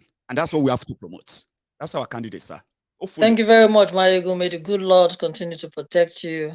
Amen. And grant you the strength. And you too. Thank you very much for participating. Bye to everyone now. That's Thank grand. you very much for this time. Stay safe, sir. Let me go to Davis. He's been so quiet, relaxed, composed, and all of us can't wait to hear from you, sir. How are you? I'm fine, thank you, Maiyegun. Thank you very much. I cannot say much about you. I know before now, all credit goes to you. You have been doing a lot. So that one, I don't have to doubt that. Everybody knows, and you know too. God will continue to bless you, bless your family, for giving you the time to share with us this wisdom and to enlighten us about contraception Nigeria. You know, we live in diaspora, we don't know much, but through you, we have now be aware of a lot of things going on. Yes, you. So I'm you not know spending the more time. well, sir, you know the advantage, we all learn from ourselves. I can sit down here and be listening to somebody and I'll be like, wow, this person should be presenting, not me. But you know what? It's also part of it. So thank you for all you do too, Baba. Thank you very much. You are welcome, Maiyegun. I don't have time. I don't really have to take much of your time. I just want to break it down in some few points, and we should just reason together. Please. So Nigeria is a no-go. Just forget it. It's dead. It's finished. Not until they push us. There is a point that we will get to. The people will have to now speak for themselves. So one, what we understand about Nigeria? One, they use fear, whereby they now use the army and the police to put fear in the citizens' life. That is one. Then two, you will now go back to the strategical political scammers. The when you think, they have a group of people. They're in a room, or I don't know, they position them to strategically scam people with some fanatic, some words, just to carry the people away, which now lead to memory breaking. So they break the citizens' memory. So people, they don't keep memories of things. So for example, this just happen in Nigeria and go. This happen and go without accountability, without justice. Okay, now we are talking about parties primary. Deborah came in. Deborah has distracted the party primaries now. So we are not talking about Deborah now. Just give it in a few days. Another thing will happen. Deborah will wipe away. Nobody will talk about Deborah. We are talking about again. Hey, it don't happen again. Oh, hey, Nigeria, this country. Hey, what is going on? 2 days, 3 days. Everybody go back to the fort. Dealing with your memory. You don't have memory. That is why we don't have history. You can see they don't teach history in the school. We don't have history. So they play with your memory. You cannot keep it long. Before you keep it long, something new will come. If it is not hunger, hunger is a normal thing. So now they have also, this is their strategy. And the other one is religion. They just use that one to like confuse. Use this one's head to hit this one. Use the other one head to hit the other one. So they use religion to smite and concrete the whole thing. So now the people are confused about the religion. How can you be fighting for God? Why can't you allow your God to fight for himself? Well, I wonder if your God is effective, strong, allow him to fight for himself now. It's not God. You call him God, huh? So you see this. I don't want to go much on that. Then the thing we need is not democracy. For my own reasoning, I've come to conclude that we don't need democracy because it's not working for us. No. They should also think about something Africanish, something African. Why don't you think of juju-crazy? Or even voodoo, or even voodoo crazy. Go for it. Or even voodoo crazy. Whereby after making this, or before the election or after the election, according to JJ Rawlings, they will come and swear with the juju that you will not scam, you will not steal, you will execute your project, you will all you have promised the people that you will do it. Come and swear with juju. That is why it's called juju crazy or voodoo crazy. Something you go know what you want jump into before you jump. You don't go jump again and say, "Oh, no, tell me, say that." You know, you are the one that voiced it. You campaign. You say you will do this, you will do that. You have promised heaven and earth. Okay, now you have not gained the office. Come and swear before you resume the office. I think they should be using that because election is. You don't want swearing in. Come, we'll swear for you. You won't be governor. Yeah, exactly. We'll swear for you. If you see the whole thing, they are playing with our brains. The citizens, their brains is dumb and it's dead already. So you see, they have people they bunk in one room, strategically playing with people's brain. Things come and go without keeping the memories, without dealing it from the grassroots. There is nothing that has been dealt with. Anything that happens is not dealt with. It just wave in the air and go. New one will come. Things just so at the end effect, you see, there's nothing working. This is why the politicians, they go away with everything. How can you take millions of dollars, even billions of dollars, go to European countries and bank it and buy houses and nobody talks about it? After 4 years or 8 years, it's finished. So you start the cycle again. You start looking for somebody else and say, maybe this one will fix some. Oh yeah, let's go again. That one's too. Rob you. So in all this, the people just have to say we are tired. which is the citizen. This ship they are leading. You are leading a ship since 1960 when we got the independence, and the ship is still somewhere. No, although they are still where they are. They don't go nowhere. They are not moving forward. They are not moving backward. They are just there. I mean, this ship has to decide. We're not they go from. We're not they come back. Where are we going? You get Let's just sit down and recalculate things. You don't go backward. You dey inside them. They wind down the window. They say, wait till they worry you, Baba. Sometimes you go decide now. You say, man, I don't go front. I don't go back. Better not come down from this car. And the meta. And that's what we're all doing now. This is meta. I mean, we are living in 2022, Maiyegun, 2022, where Europe are even making goals that in the next 2050, that 50% of their cars in the streets will be electric. And Baba, you overstretch. Use Elon Musk, Small time now, me and you. We feel go they do vacation for Mars. So once they give us price of tickets now, we go just go there, we don't come back. Say, well, Maiyegun, we not see you for 2 days. Where you did? I say, I had a vacation. And now it is them Saturday, that same sky, that the rocket is going to. Now there, some people gather for a place. Jehovah, take me to my husband's house. Also, you have seen it today. I saw it in the morning. It's sad. Carry me, they go anywhere my husband. Carry me, they go. Jehovah, carry me, they go. My husband's house. People they go move. People they go mass. So now they say every day, every day there. Allah they there. God they there. I don't want to offend anybody. I just know say if they sell the tickets, say me will go enter the Elon Musk this thing. I go broadcast from there. I say. I see you. I don't dare here. All of them. I don't see heaven here. Oh, Baba, if you get money, come check them out. Oh, from here, and prayer the answer because they've made people to mock God. They created an image to say He can resolve this, He can resolve that. Just pray for us to give us so that God will give us brain to fix your problem. It doesn't make sense. And these people they travel to a place where they don't even talk about God. And things are working fine. I mean, we are living there now. You are in Scotland. I'm in Austria. Yes. Sorry that I didn't introduce myself. My name is Davis Obodu Julie. I'm live from Austria, Vienna. So, I mean, we are in Europe. Things are working without calling God. Things are just working. Even sometimes they just sit down and destroy a very motorable road. They will destroy it and reconstruct it again. They will tell you it's no longer it's an old faction. They just want to rearrange it. And sometimes we imagine if we have such a road in Nigeria, I mean, we'll be happy. And you are just destroying. So with 2 people. Why you not they destroy this road? If you package them, if you buy them, take them to my village, can I buy this road before you destroy them? And it's true, maintenance, something that makes you feel like you are living. And they denied us that back there. How can we deny you that way? How? So with this viewpoint of mine, I hope you guys just don't forget what I said. Memory breaker, they break the memories. They use religion, They use fear, whereby army and police. And they have some group of people, strategically political scammers. They don't let nothing stay. Immediately it happens. They make sure that new thing happen so that the hold on Deborah will be wiped away in a few days. Just go and write it down. They will not be talking about them. Party primaries has been in a way blocked now. The borders has covered it up. After the borders will just wipe, new thing will just come. And this so-called people stoning people to death. So you could not stone your politician that have been promising you heaven ahead to death. You could not do nothing to your politician, do nothing to Boko Haram, according to our brother Jude, what he said before.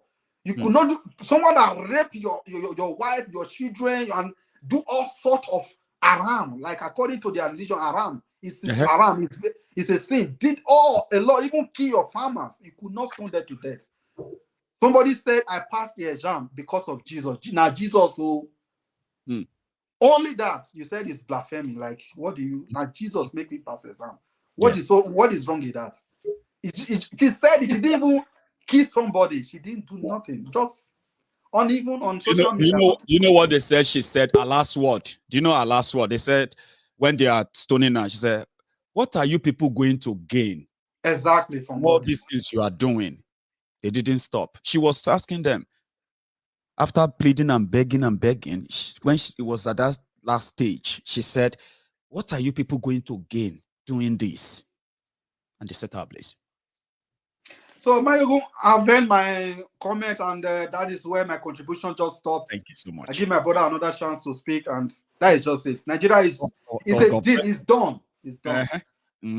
Thank you so much. David Zuba, you are a star too, a parliamentarian of class. Thank you.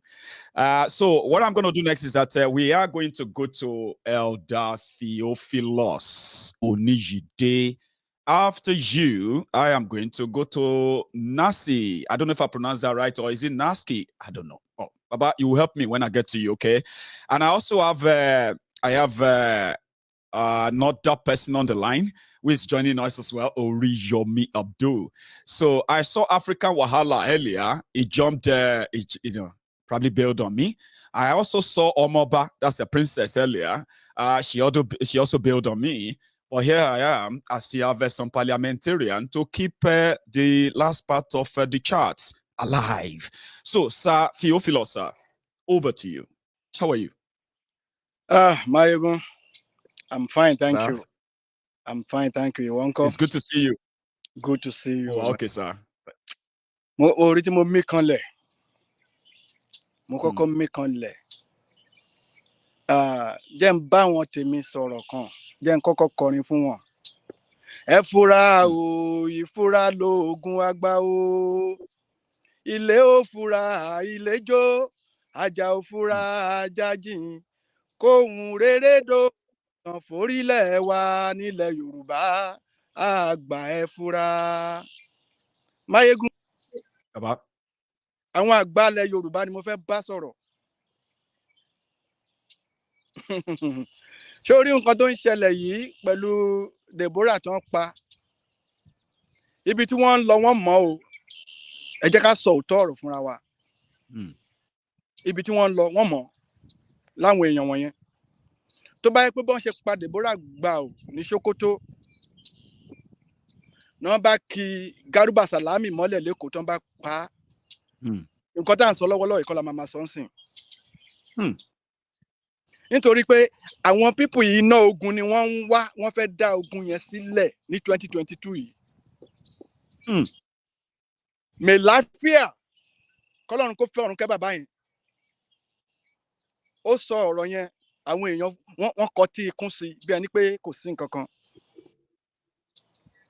Ibi tí wọ́n fẹ́ gbà wọlé tógun yẹn ti fẹ́ bẹ̀rẹ̀ ni wọ́n ń wá. Ọmọ yẹn kàn jẹ́ sábàbí ni. Kí lọmọ yẹn sọ? Gbogbo wa la rí WhatsApp chat yẹn náà. Bẹ́ẹ̀ni. Àti ìbádébì kankan tí wọ́n ti ń lọ fọ́ ṣọ́ọ̀bù gbogbo ọmọ Igbo fọ́lé gbogbo. There was another woman tí wọ́n wọnú ilé ẹ̀, wọ́n wọnú flat ẹ̀ lọ, wọ́n dẹ̀ wọ woman yẹn jáde. Wọ́n dẹ̀ bẹ̀ sí ní. Àwọn èèyàn wá ní kẹ́bà máa fòyìnbó là nígbà tó ti jẹ́ pé. Yeah. Now, what am I saying is these people, they know what they are doing. They are planning for war, and they are looking for a way to bring it up. The killing of Deborah is just. I mean, they are just testing the water. They want people to come up with something. Couple of days ago, maybe start of, they killed another guy in Lagos. That's right. All because of maybe 100 naira fee or something like that. Change. It was the same Fulanis that killed that guy. The Okada riders there. You are right. The Okada riders. All what they want is, okay, let's do this. Maybe the Yorubas and Igbos will flare up. Then we will justify whatever we want to do.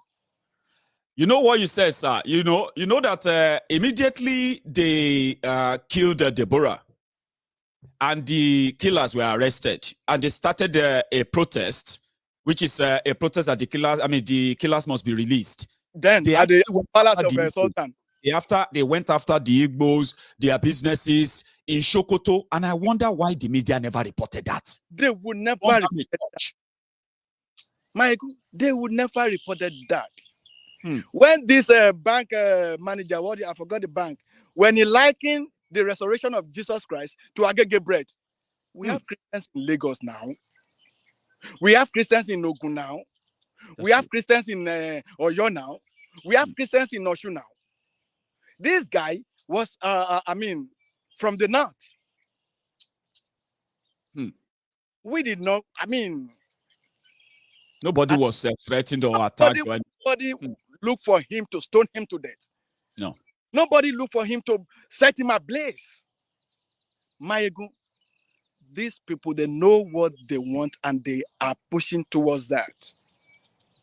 I think, was it yesterday, Akpabio said 9 presidential candidates. They wanted to support, what's it called?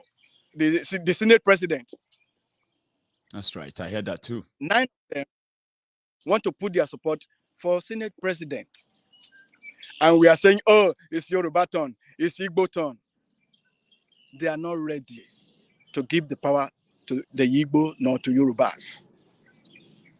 It's just unfortunate for the so-called leaders of the Igbos and the leaders of the Yorubas that doesn't know what they are doing, or because of what they are going to eat, or because of money, or because of what they are gaining from Nigeria.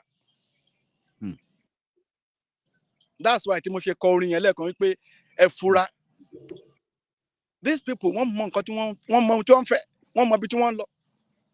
and ever since the killing of what's it called, Deborah, did we hear anything from Jagaba Mr. Tole? And Kalkun Shoro and Web, I see. Atiku to tweet at the end of the day, but you want Ogbeni. Sheko withdraw, Sheko take it off. Withdraw. And in 2023, they don't care. They will keep quiet. If people die, no. As long as they can be president. Now, when they miss out, when they're no longer president, now then you go start hearing them talk again. This country deserves. Atiku is now saying he's going for restructuring. He's going for this and that. Blah blah blah blah. He will talk about Igbo marginalization. Is it China today?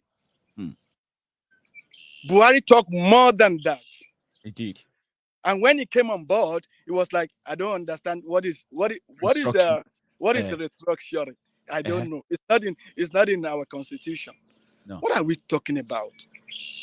Let the Yorubas this is the time, the right time for the leaders. Or don't let me say leaders, because the leaders they are not leading nobody. Oh, they are about to sir. We are we are using style to tell those who are parading themselves as Yoruba political leaders, religious, traditional, and all of that, to quickly stop digging. Because it's pretty much like wherever they are benefiting from Nigeria, it's like somebody who is in a hole. And they say if you find yourself in a hole, the first thing you do is you stop digging, Abi. So we are trying to send a signal to them that sooner or later, we will do away with them and we'll take our destiny in our hands. And that time, they will not have any control. So yeah, you can call on them if you want them to do it. We are telling you.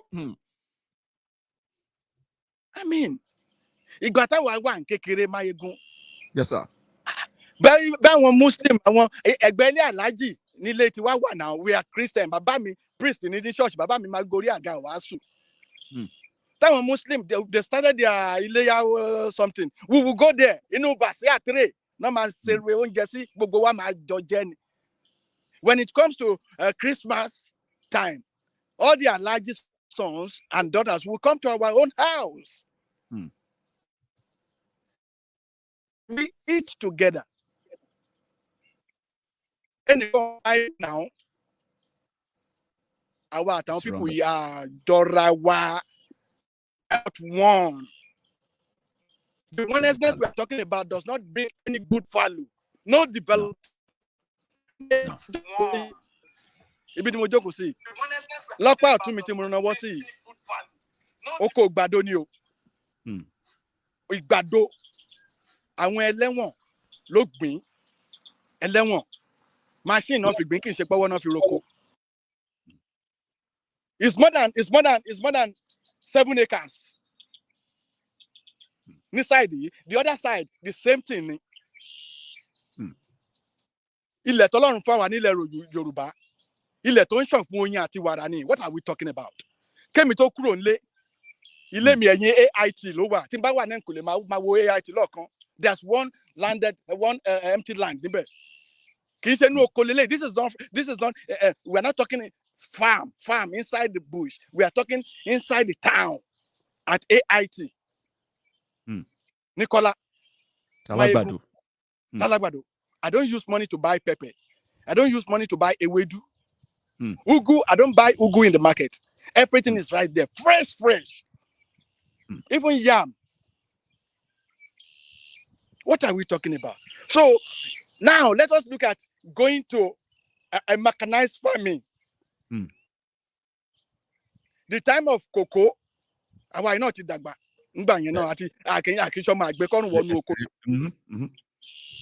Okpe, guava.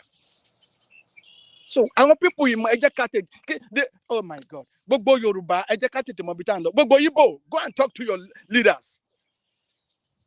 So what is his name? Toro Lowo Nnamdi Kanu ni prison. What did he came out? Soludo.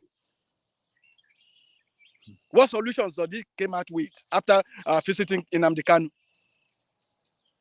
And some people, I saw some, some messages saying, "Oh, that was not Nnamdi Kanu that he met." I don't know how far that is true. He was cloning Nnamdi Kanu. People the parasa. Lolo is emotion is running riot. So when people say something to me, I just say, okay, because you know what, the time will tell. So you know what? I want to do the Yoruba Rescue Fund. I want to do nígbà tí mo open studio tí mo play orin lọ́wọ́ yẹn tí mo gbé kọ̀ọ̀kan yẹn bàbá Akintoye ló ń pè mí yẹn o. So because mo ti update wọn pé a ti fẹ́ ready báyìí wọn dẹ̀ ní pé wá launch ẹ̀. Good enough. Ṣe bínú ṣe rí lóbi ṣé yan ọkàn yẹn pé wrong time ní kọ̀ yẹn wọlé ni. We are closer. We are very close. That's what we want to do. Ọlọ́run ní pa ẹ́ fún wa báyìí. Àmín sir. Àṣà Sunday Igboho ní ní kú láíláí. Àmín. Thank you, sir. Sorry, next step again. So that I have limited time, but we only have about 25 minutes to go. And therefore, it's been a pleasure, sir. Again. You have a good one, sir.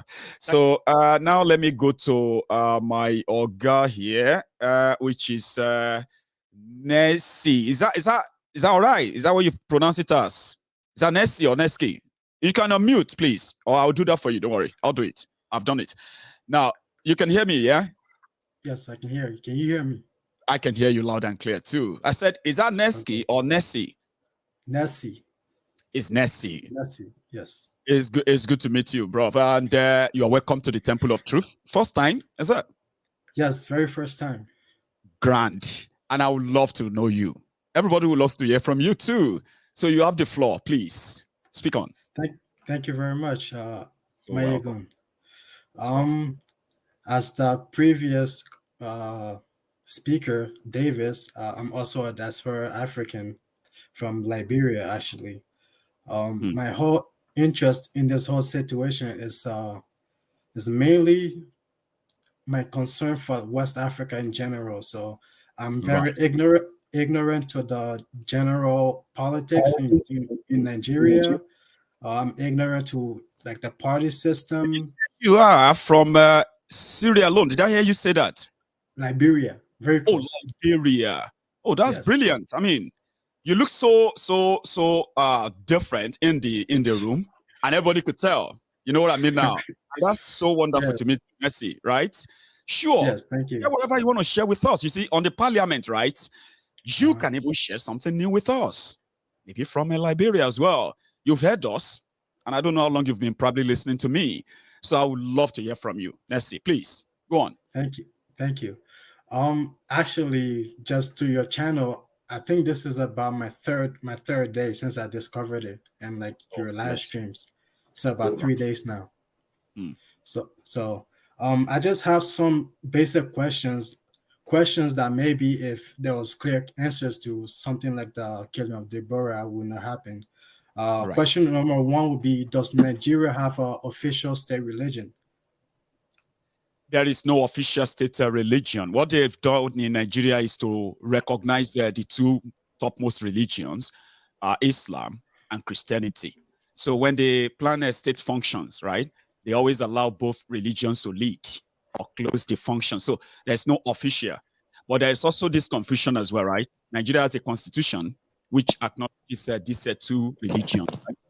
But in Nigeria, there are some part of Nigeria, because of Islam, who have managed to have their own Sharia law, which means this law guides the dictates of Islam and everything, do's and don'ts.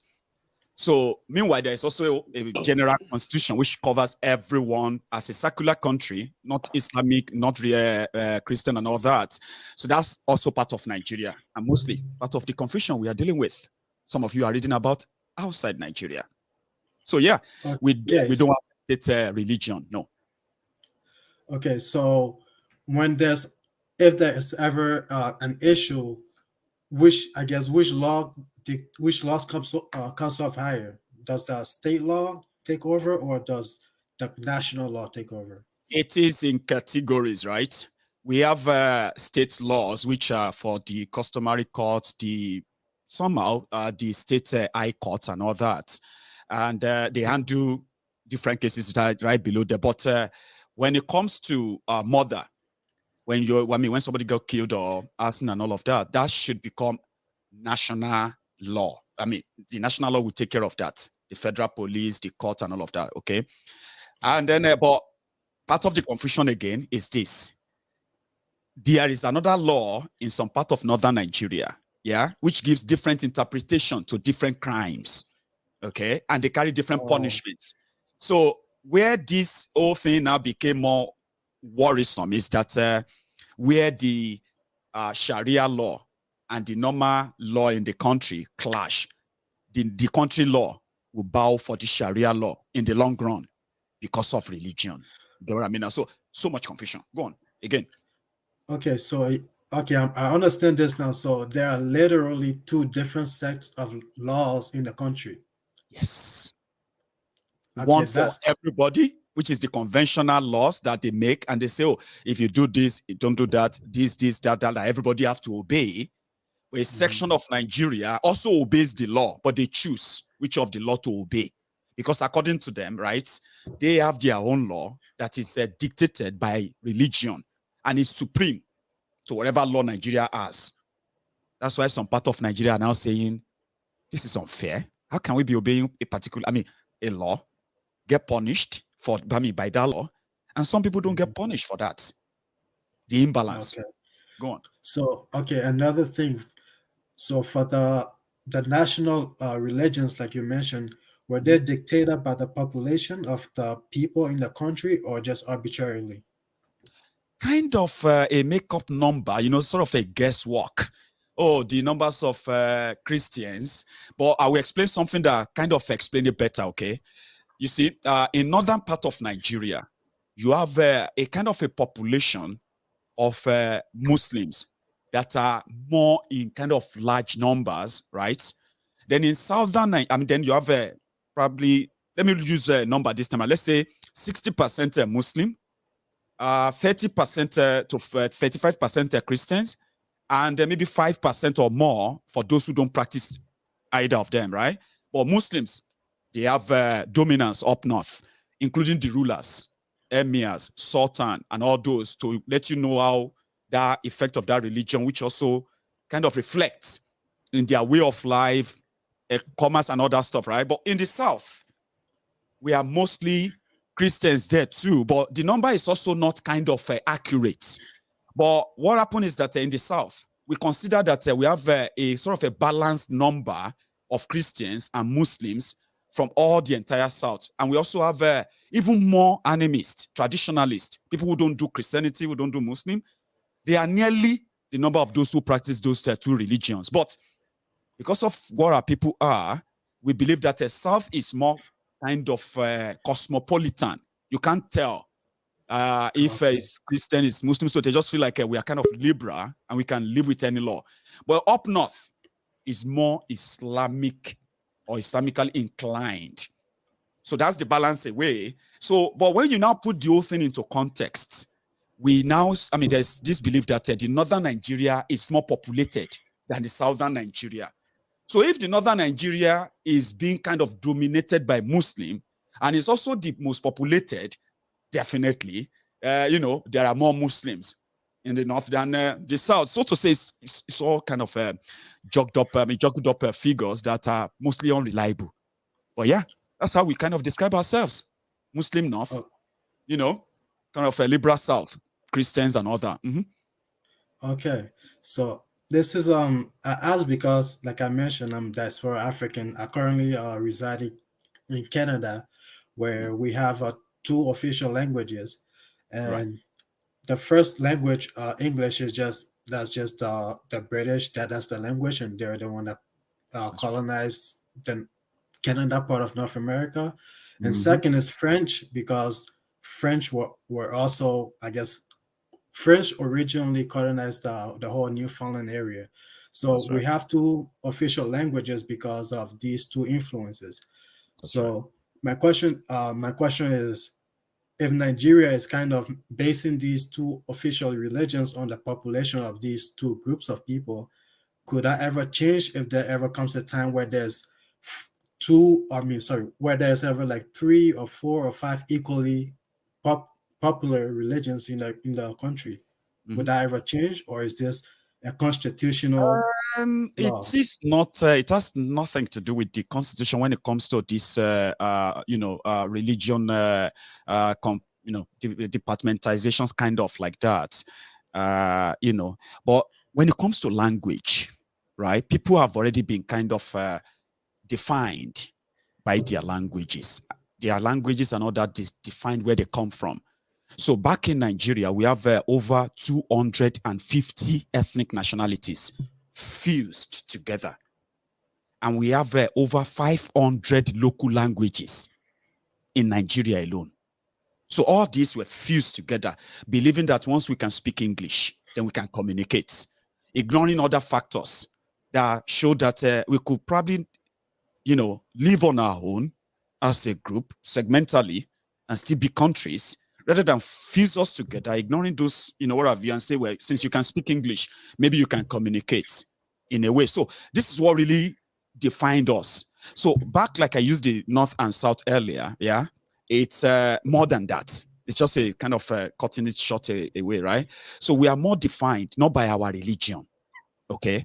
We are kind of more, defined by our language, which also attach us to our different ancestral land, sort of, yeah?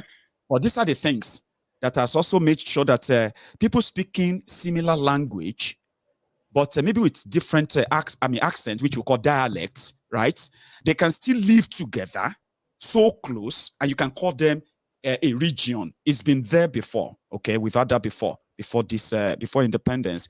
Even during the independence, people were recognized based on their language and the regions they came from, okay?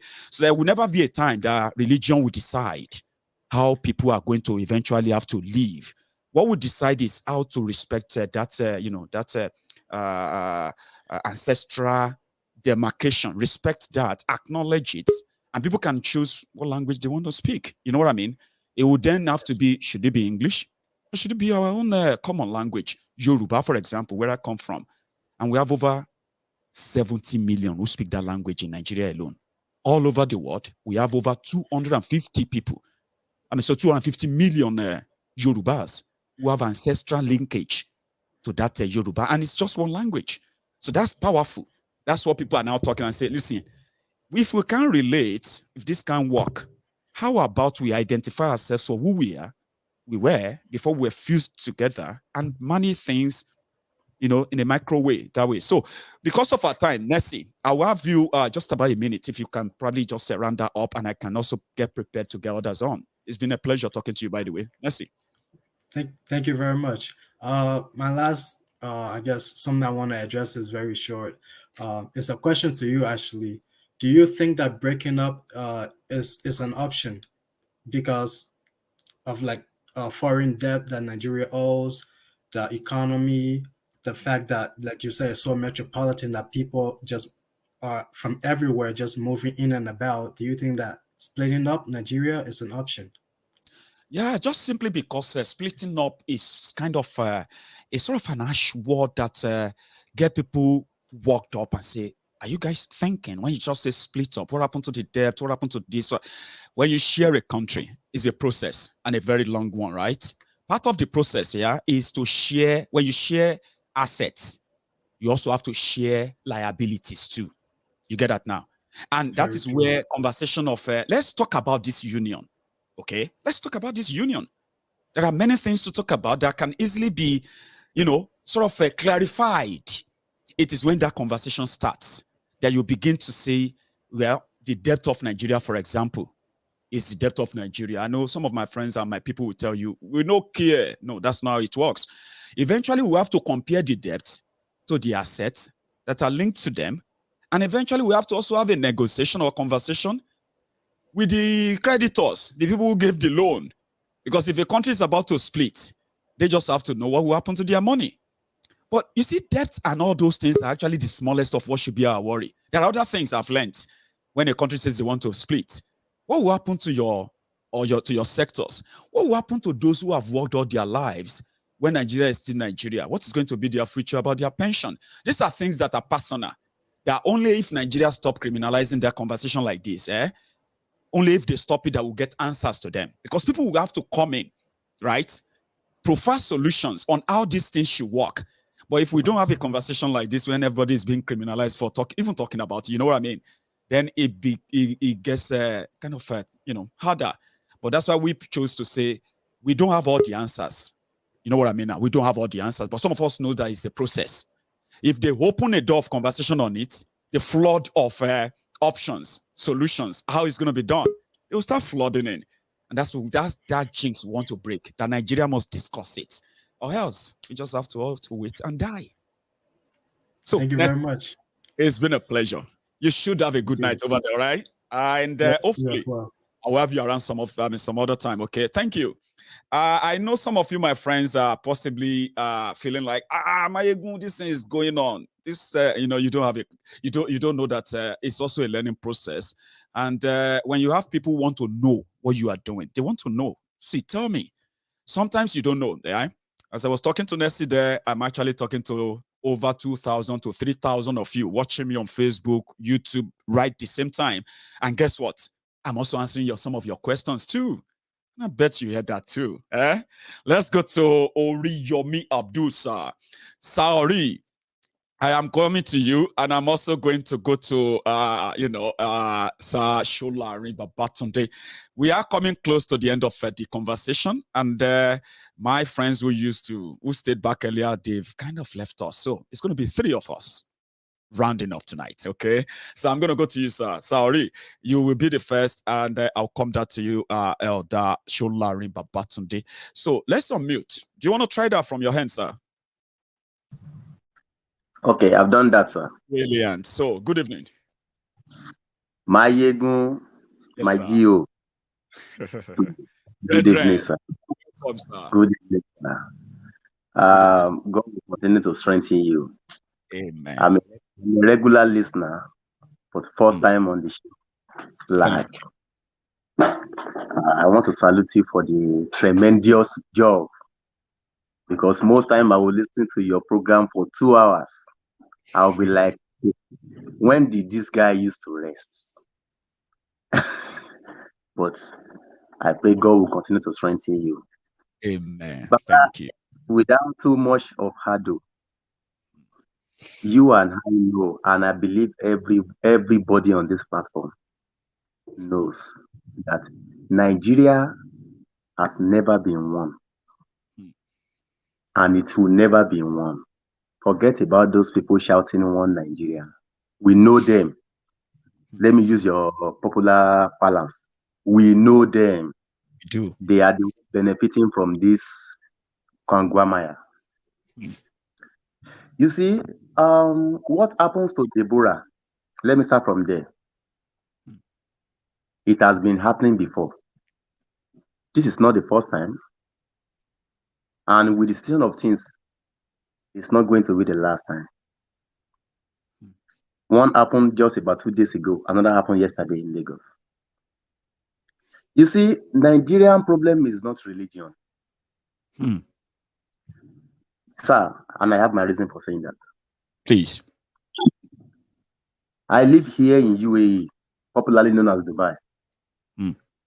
The question I used to ask is there different Quran? Maybe they are using a particular kind of Quran. A different version. Different version that is different from the one we are using in Nigeria. First and foremost, I don't belong to any religion. I was born a Christian. My father is a Christian. My grandfather is a Christian. My great-grandfather, Lonji Abudu.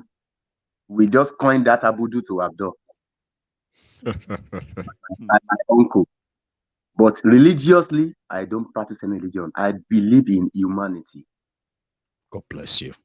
My hometown is close to you because I live in your hometown, Odogbolu. Yeah. Tell me about it. There's one popular river in Odogbolu. We call it Ire. I know you are Ire. That is where I trained how to swim. And it's a long story. Even myself, we used to jump from the bridge to the water. Yeah, we thought we do all kind of acrobatic, but that's a story for another day. It's a story for another day. There is this song, There is this song that came to my mind. We always sang that when we were little. It's a warning song.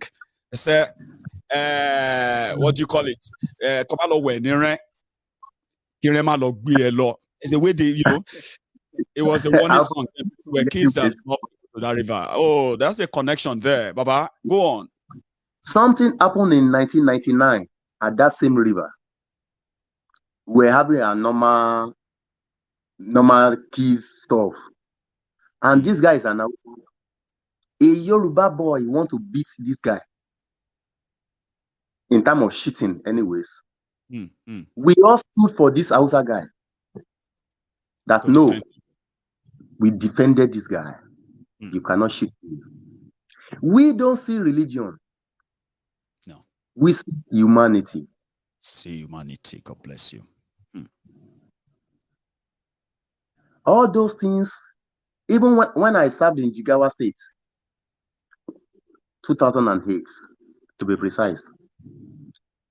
You do all these coppers, whatever, NCCF, RCCF, whatever. They burned down our church 3 times within 11 months. Wow. We can't pray aloud. All our programs is a silent prayer. You see the reason why I said Nigeria is not religious. We don't have religious problem.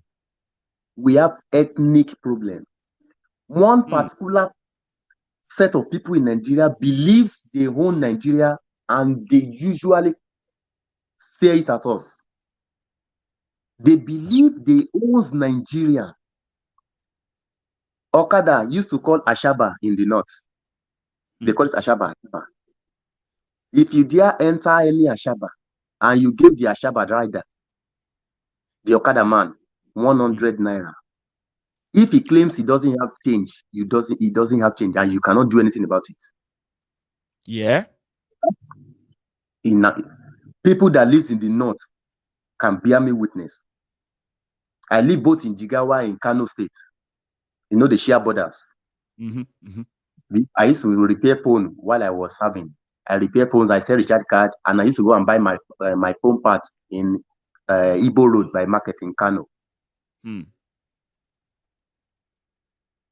All they just need to do is to shout, "Wayo!"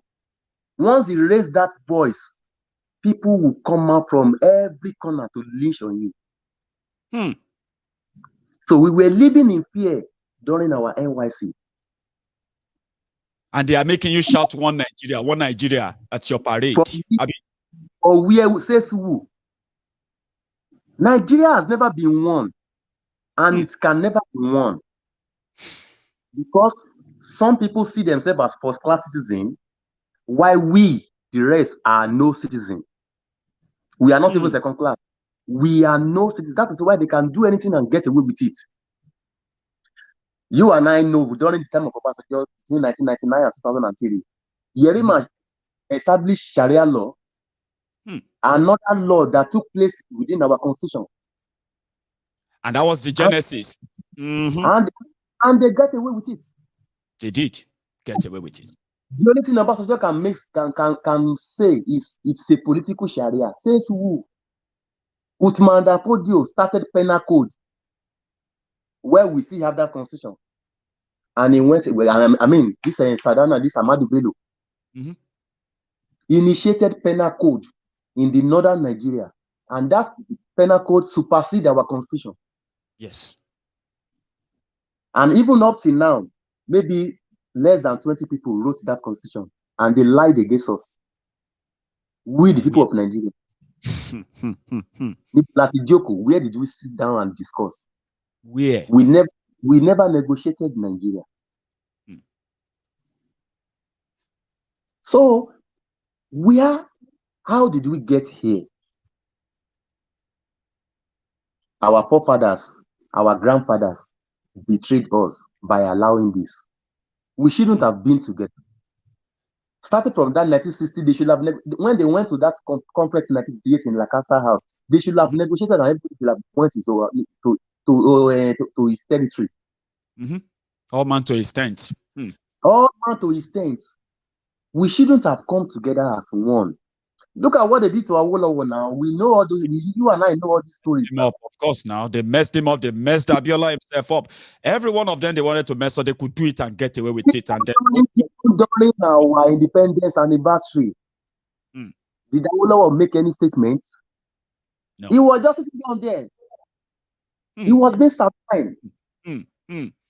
The man that started the journey for independence of Nigeria. And this same Awolowo and Zik was the one that was even persuading Andamade Babato Abaroba. We were not born then. But we had the story. They were the one that were even persuading Amadu Bello that let us get independent. Nigeria should have gotten our independence even before Ghana. Before Ghana, God bless you. They were the one even persuading him. They even promised him all manners of things, federalism and all this and that. Are we truly federal? Are we truly federal? The answer is no. No, we are not. We want to establish a Amotekun in the southwest. The northern people against it. And they never hide their feelings. No. But before then, they have Isba. Even the Isba was even arresting police. Was even arresting Nigerian police. You remember that, man? I love people on this platform. They don't serve a full hardly. You know what I mean? Like, you guys have so much sharpness. Imagine. Every day. And whenever I hear you talk, I will just be saying, that means we still have some people. We still have some human in our midst. So that means our generation is not lost. Listen to you. Listen to Daddy Priest. Listen to Dele Parotimi. Listen to Shore and the like. I still believe. I did listen to your program. That means we still have hope. You are my generation. Babatunde, they are older generation because looking at him is another generation, but we still have hope in them. So, thank you so much. Now, this is the way out. Yeah. I just want to round it up so that I can go to the last person and we can call it a night. So, we will never leave it alone. We have to see it through to the very end. We will. We have to take this our nation. Thank you. And whatever it takes, we are going with it. But you made one point, sir, Baba, that we should boycott. Do you think that will be our solution? It is just one of them. I'm a little bit. I stand to be corrected, anyways. I'm a little bit different about it. Tell us what you think. I wish I could take a lot of time to hear that anyway. But we don't put somebody there as a voice we might not get it. Because that's what I used to tell all my Biafran friends. That look, if we want to boycott, might not be the might not be the preferred solution. At least Governor Soludo was able to emerge because the people stood behind him. Well, that's a good point. Allow us to set our own candidates, support them, let there be inside. Then from there we can then negotiate. We've all heard that. I mean, like I said, boycott is not the only solution. It's just one of them. But I get it. I get a picture of where you're coming from. Everything is on the table. You know that, and that means whatever we can do, whatever we can, anything. So we'll continue to explore all options. Okay, sir. So thank you for sharing that with us again. Pleasure. So I'm going to go to the my last parliamentarian tonight. Who is going to be I'll use the other parliamentarian Sholari Babatunde, sir. Let me see if I can unmute you. Or you can help me, sir. Maybe you should help me unmute. Now you can. Okay. Can you hear me? Loud and clear, sir. Good evening, sir. How are you? Okari, Maiyegun General. Yes, sir. I'm talking to you from Nigeria, location 9. Let him pay whatever, Baba. Benny. No kunkuladewa. Lagbara Ọlọ́run yẹn ti mọ́ra. Èdè náà dúdú. Lágbo kan bẹ̀rẹ̀ tẹ̀ wé jẹ́ sáré ta sí àwọn ọmọ igi tó padà síbẹ̀. Àbí o. Okari. I'm from Ikeneremo. Ikene local government. Ṣáàjọ rẹ́yìn ṣáàjọ ń wẹ̀ níbẹ̀ ọjọ́ náà ti jẹ́ dẹ̀. Omi kan náà rẹ̀ ṣàn láti rìn lódò gbòòlù. Bẹ́ẹ̀ni láti rìn lódò gbòòlù wá sí Kẹ̀nẹ́. Ọlọ́run rẹ̀ mú burú ṣàn dé bá mi. Yíyan má ṣàn káàkiri rẹ mọ́. Ká dúpẹ́ náà Ọlọ́run. Àti dúpẹ́. Yeah, I've been following you now since 2019, if I can remember. And in fact, God bless you. Amen, sir. You see, the present day generation, I call them digital generation.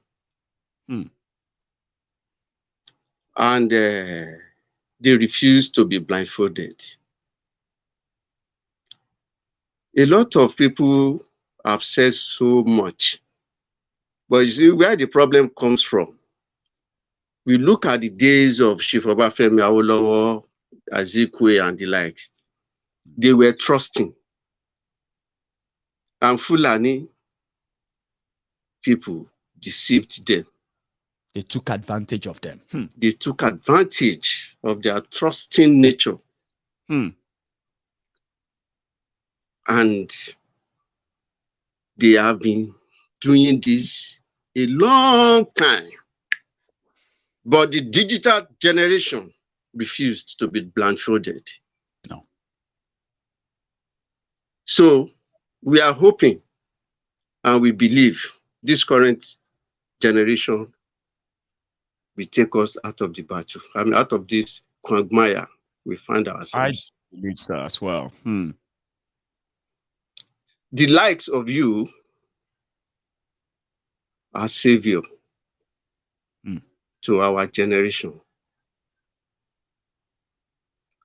I'm not too young. I know when Chief Awolowo political party, I've been following Chief Awolowo as far back as 1976. Wow. I'm one of his disciples, yeah. It's a pleasure. All the elections. You are one of the people from that past, and here you are, pretty much like a exactly. To probably keep many of you alive longer, so that we can probably learn a lot too. So tell us, sir. All the elections Papa participated in were rigged. It was rigged after all the elections. And I also blame Baba Obasanjo. He also played a role. He played a vital role. And it's all because of greediness on his part. the suffering that Yoruba people find themselves today, Baba Sanjo is a pillar. Well, I wish him well. He himself is beginning to see his mistakes, but it's too late for him. When he attitude Rukabo, attitude Kabo Loje, I mean, of Bakini Kolowo, Oken Baba and Chobo. Attitude Jibolosha. Jibolosha, Lowo Baba and Chobo. Obasanjo has messed up big time. I want to thank you, and I will pray for long life for you. Amen, sir. Yoruba nation, yeah, I don't love any. Amen. I showed you go. I show, Baba. Show. Oye, tell me, my friend, Omo Ruwafu of Yoruba land. Omo Ruwafu. Omo Ruwafu, Omo Tori Wafu. Omo Tori Wafu. Ori Wafu, Omo Ruwafu. Èdè Ìjẹ̀bú nìyẹn o, bẹ́ẹ̀ Yorùbá sọ pé Ọmọ Rúwàfù, bẹ́ẹ̀ Ìjẹ̀bú ní Ọmọ Rúwàfù of Yoruba land. Because in fact, you have done so much in enlightening our people. Thank you. Just keep on with the beat. I will, sir. God is your strength. Thank you. We are following you. Fadura, generation yín, ẹ̀yin lẹ lè jaja yìí. Ọlọ́run á dẹ̀ fún yín ṣe. Àmín, àmín, àmín. As at bí mo ṣe ń bá ẹ sọ̀rọ̀ yìí, as at this very moment, àwọn ìyá kan nílùú Ìkẹ́nnẹ́ gbogbo wọ́n ṣì ń wọ́ tẹ̀lé Ọ̀ṣínbàjò. À ń bọ́ wọn sọ ọ́, Ọlọ́run jẹ́ kí wọ́n gbọ́. Ìṣirò máa jẹ wọ́n ti fọ ọ̀nà fún ọ̀nà bá mi. So ràn má jẹ ẹ jẹ́ kí àìmọye wọn mọ́. A máa bá wọn sọ aya yín, a máa bá wọn sọ. Àbọ̀ wọn máa sọ, ṣùgbọ́n dẹ́ẹ̀dẹ́ẹ̀ nu wọn ojú wọn ti ń já. Dẹ́ẹ̀dẹ́ẹ̀ o wà. Ojú wọn ti ń já. Afago kẹ́yìn àparò wọ́n fọ́ afago kẹ́yìn àparò. Ojú ń wá. Ojú ẹ̀jẹ̀ Ojú àárí yẹn. So àwa máa sọ tẹ́lẹ̀. 2-3 weeks ago. Yes, sir. No, Vasi Kenne.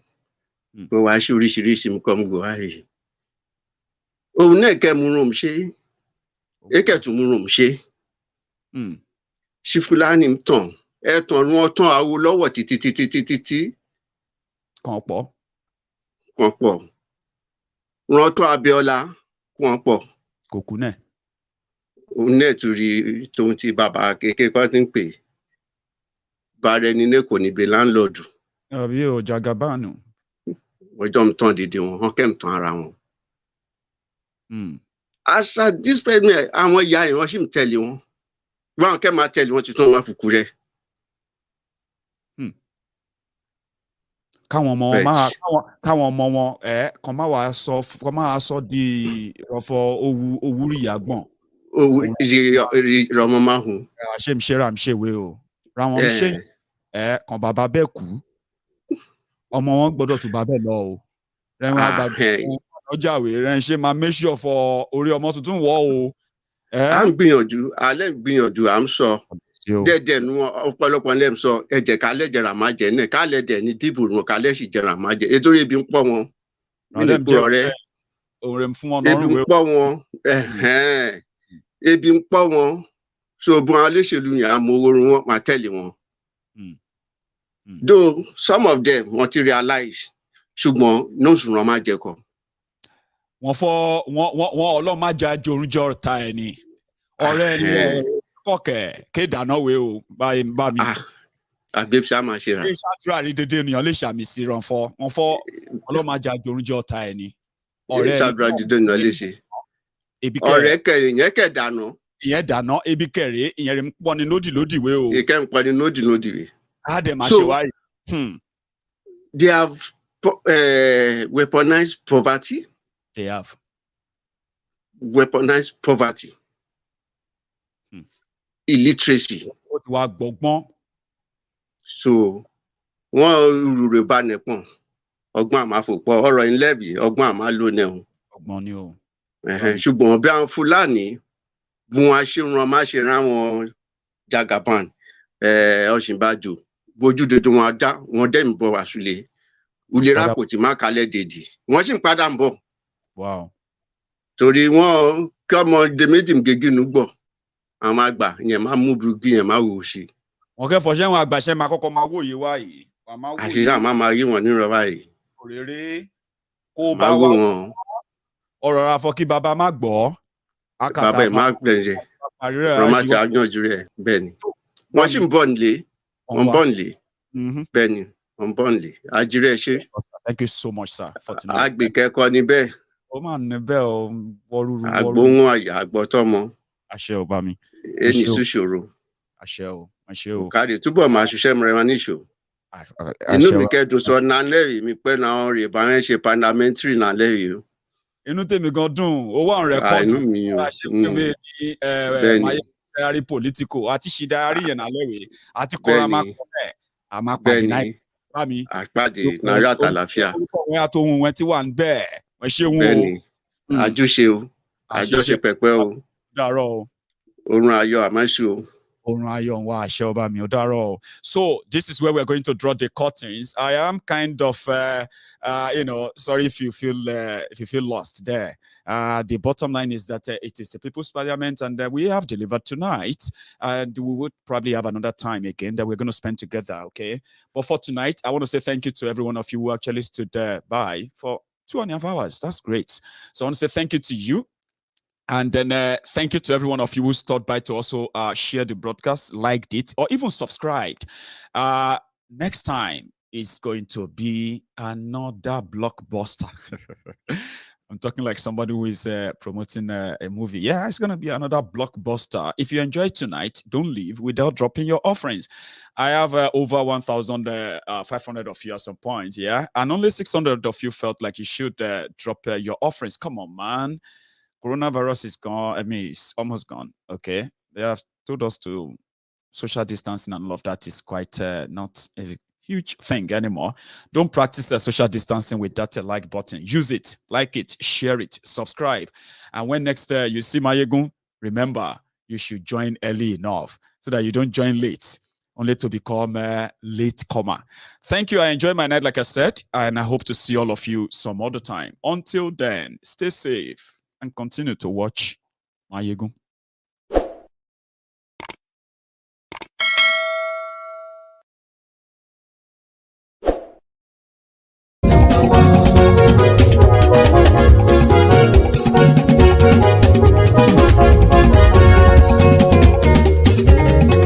Àní ẹ̀sùnra kì í.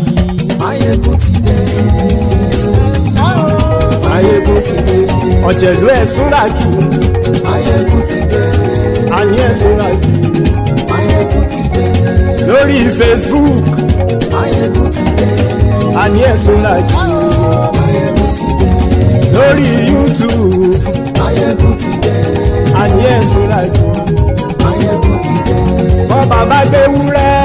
Maiyegun máa wí. Àní ẹ̀sùnra kì í. Maiyegun ti dé.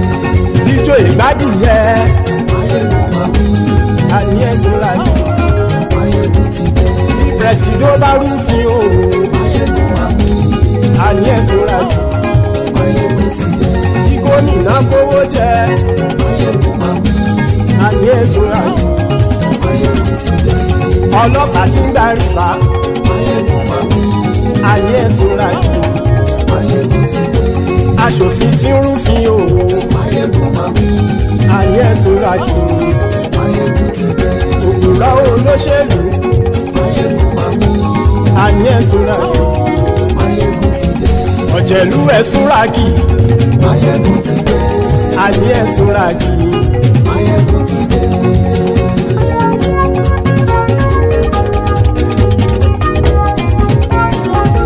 Maiyegun ti dé. Gbogbo ọ̀jẹ̀lú ẹ̀sùnra kì í. Maiyegun ti dé. Gbogbo ọ̀jẹ̀lú ẹ̀sùnra kì í. Ṣùgbọ́n ní bá ti ṣe èyí tó yẹ kí wọ́n ṣe, ọmọ bá dèrò ní fi wọ́n níran o. Maiyegun ti dé. ọ̀jẹ̀lú ẹ̀ súnra kí. Maiyegun ti dé gbogbo ọ̀jẹ̀lú ẹ̀ súnra kí. Ṣùgbọ́n ní bá ti ṣe yìí tó yẹ kí wọ́n ṣe ọmọ bá dẹ́rọ̀ ò ní fi wọ́n níran. Wọ́n fowó bẹ́ẹ̀ o Maiyegun ó sọ pé wọ́n ò bẹ́ẹ̀ wọ́n fowó bẹ́ẹ̀ Maiyegun ó sọ pé wọ́n ò bẹ́ẹ̀ oníkan ṣáàtì ṣe yìí tó yẹ kí wọ́n ṣe fáwọn ará ìlú tó gbé wọn débẹ̀ o àyè. Maiyegun ti dé gbogbo ọ̀jẹ̀lú ẹ̀ súnra kí. Maiyegun ti dé gbogbo ọ̀jẹ̀lú ẹ̀ súnra kí. Ṣùgbọ́n ní má ti ṣe yìí tó yẹ kí wọ́n ṣe ọmọ bá dẹ́rọ̀ ò ní fi wọ́n níran. Kì máa yí ṣe eré ọ̀rọ̀ yìí kì í ṣe ẹ̀fẹ̀. Kì máa yí ṣe eré ọ̀rọ̀ yìí kì í ṣe ẹ̀fẹ̀. Ẹni bá ti lè lẹ́bọ̀ lẹ́rù o ọmọ bá dèrò kàṣàyè tú wọn síta. Maiyegun ti dé gbogbo ọ̀jẹ̀lú ẹ̀ súnra kí. Maiyegun ti dé gbogbo ọ̀jẹ̀lú ẹ̀ súnra kí. Ṣùgbọ́n ní bá ti ṣe yìí tó yẹ kí wọ́n ṣe ọmọ bá dẹ́rọ̀ ò ní fi wọ́n níran. Tẹnitẹni ọmọ Maiyegun ọ̀rẹ́ ara ìlú mọ̀mọ́ ni mo fọlọ́run sọ ẹ̀ bá kìlẹ́bù lóòótọ́ olódodo ìlú ọ̀tá ìlú mọ̀mọ́ ni ìwọ ṣá máa ń ṣọ́ra kò sì mọ́ bẹ̀rù bọ́tà ń lé ibó níṣègùn lé káwọn mọ̀mọ́ fi ṣera wọn ni ó ti dẹ̀rùn tí wọn ò gbọ́dọ̀ sì mọ́ bẹ̀. Èèpo ọ̀bọ lọmọ bá dérò tàjẹ́ ò gbọ́dọ̀ jẹ́ ó ti jọba lórí abínú ẹni kò sì mọ́ fòyà àìsíwọ́lu ní ẹnìkẹ́ ìgbódì ẹyin lábàrá ó kó ẹni tó bá dán wò á kàmù. Maiyegun ti dé gbogbo ọ̀jẹ̀lú ẹ̀ túnra kì. Maiyegun ti dé gbogbo ọ̀jẹ̀lú ẹ̀ túnra kì o. Ẹni bá ti ṣe yìí tó yẹ kí wọ́n ṣe ọmọ bá dèrò òní fi wọ́n níran o. Maiyegun ti dé gbogbo ọ̀jẹ̀lú ẹ̀ súnra kí. Maiyegun ti dé gbogbo ọ̀jẹ̀lú ẹ̀ súnra kí. Ṣùgbọ́n ní bá ti ṣe yìí tó yẹ kí wọ́n ṣe ọmọ bá dẹ́rọ̀ ò ní fi wọ́n níran.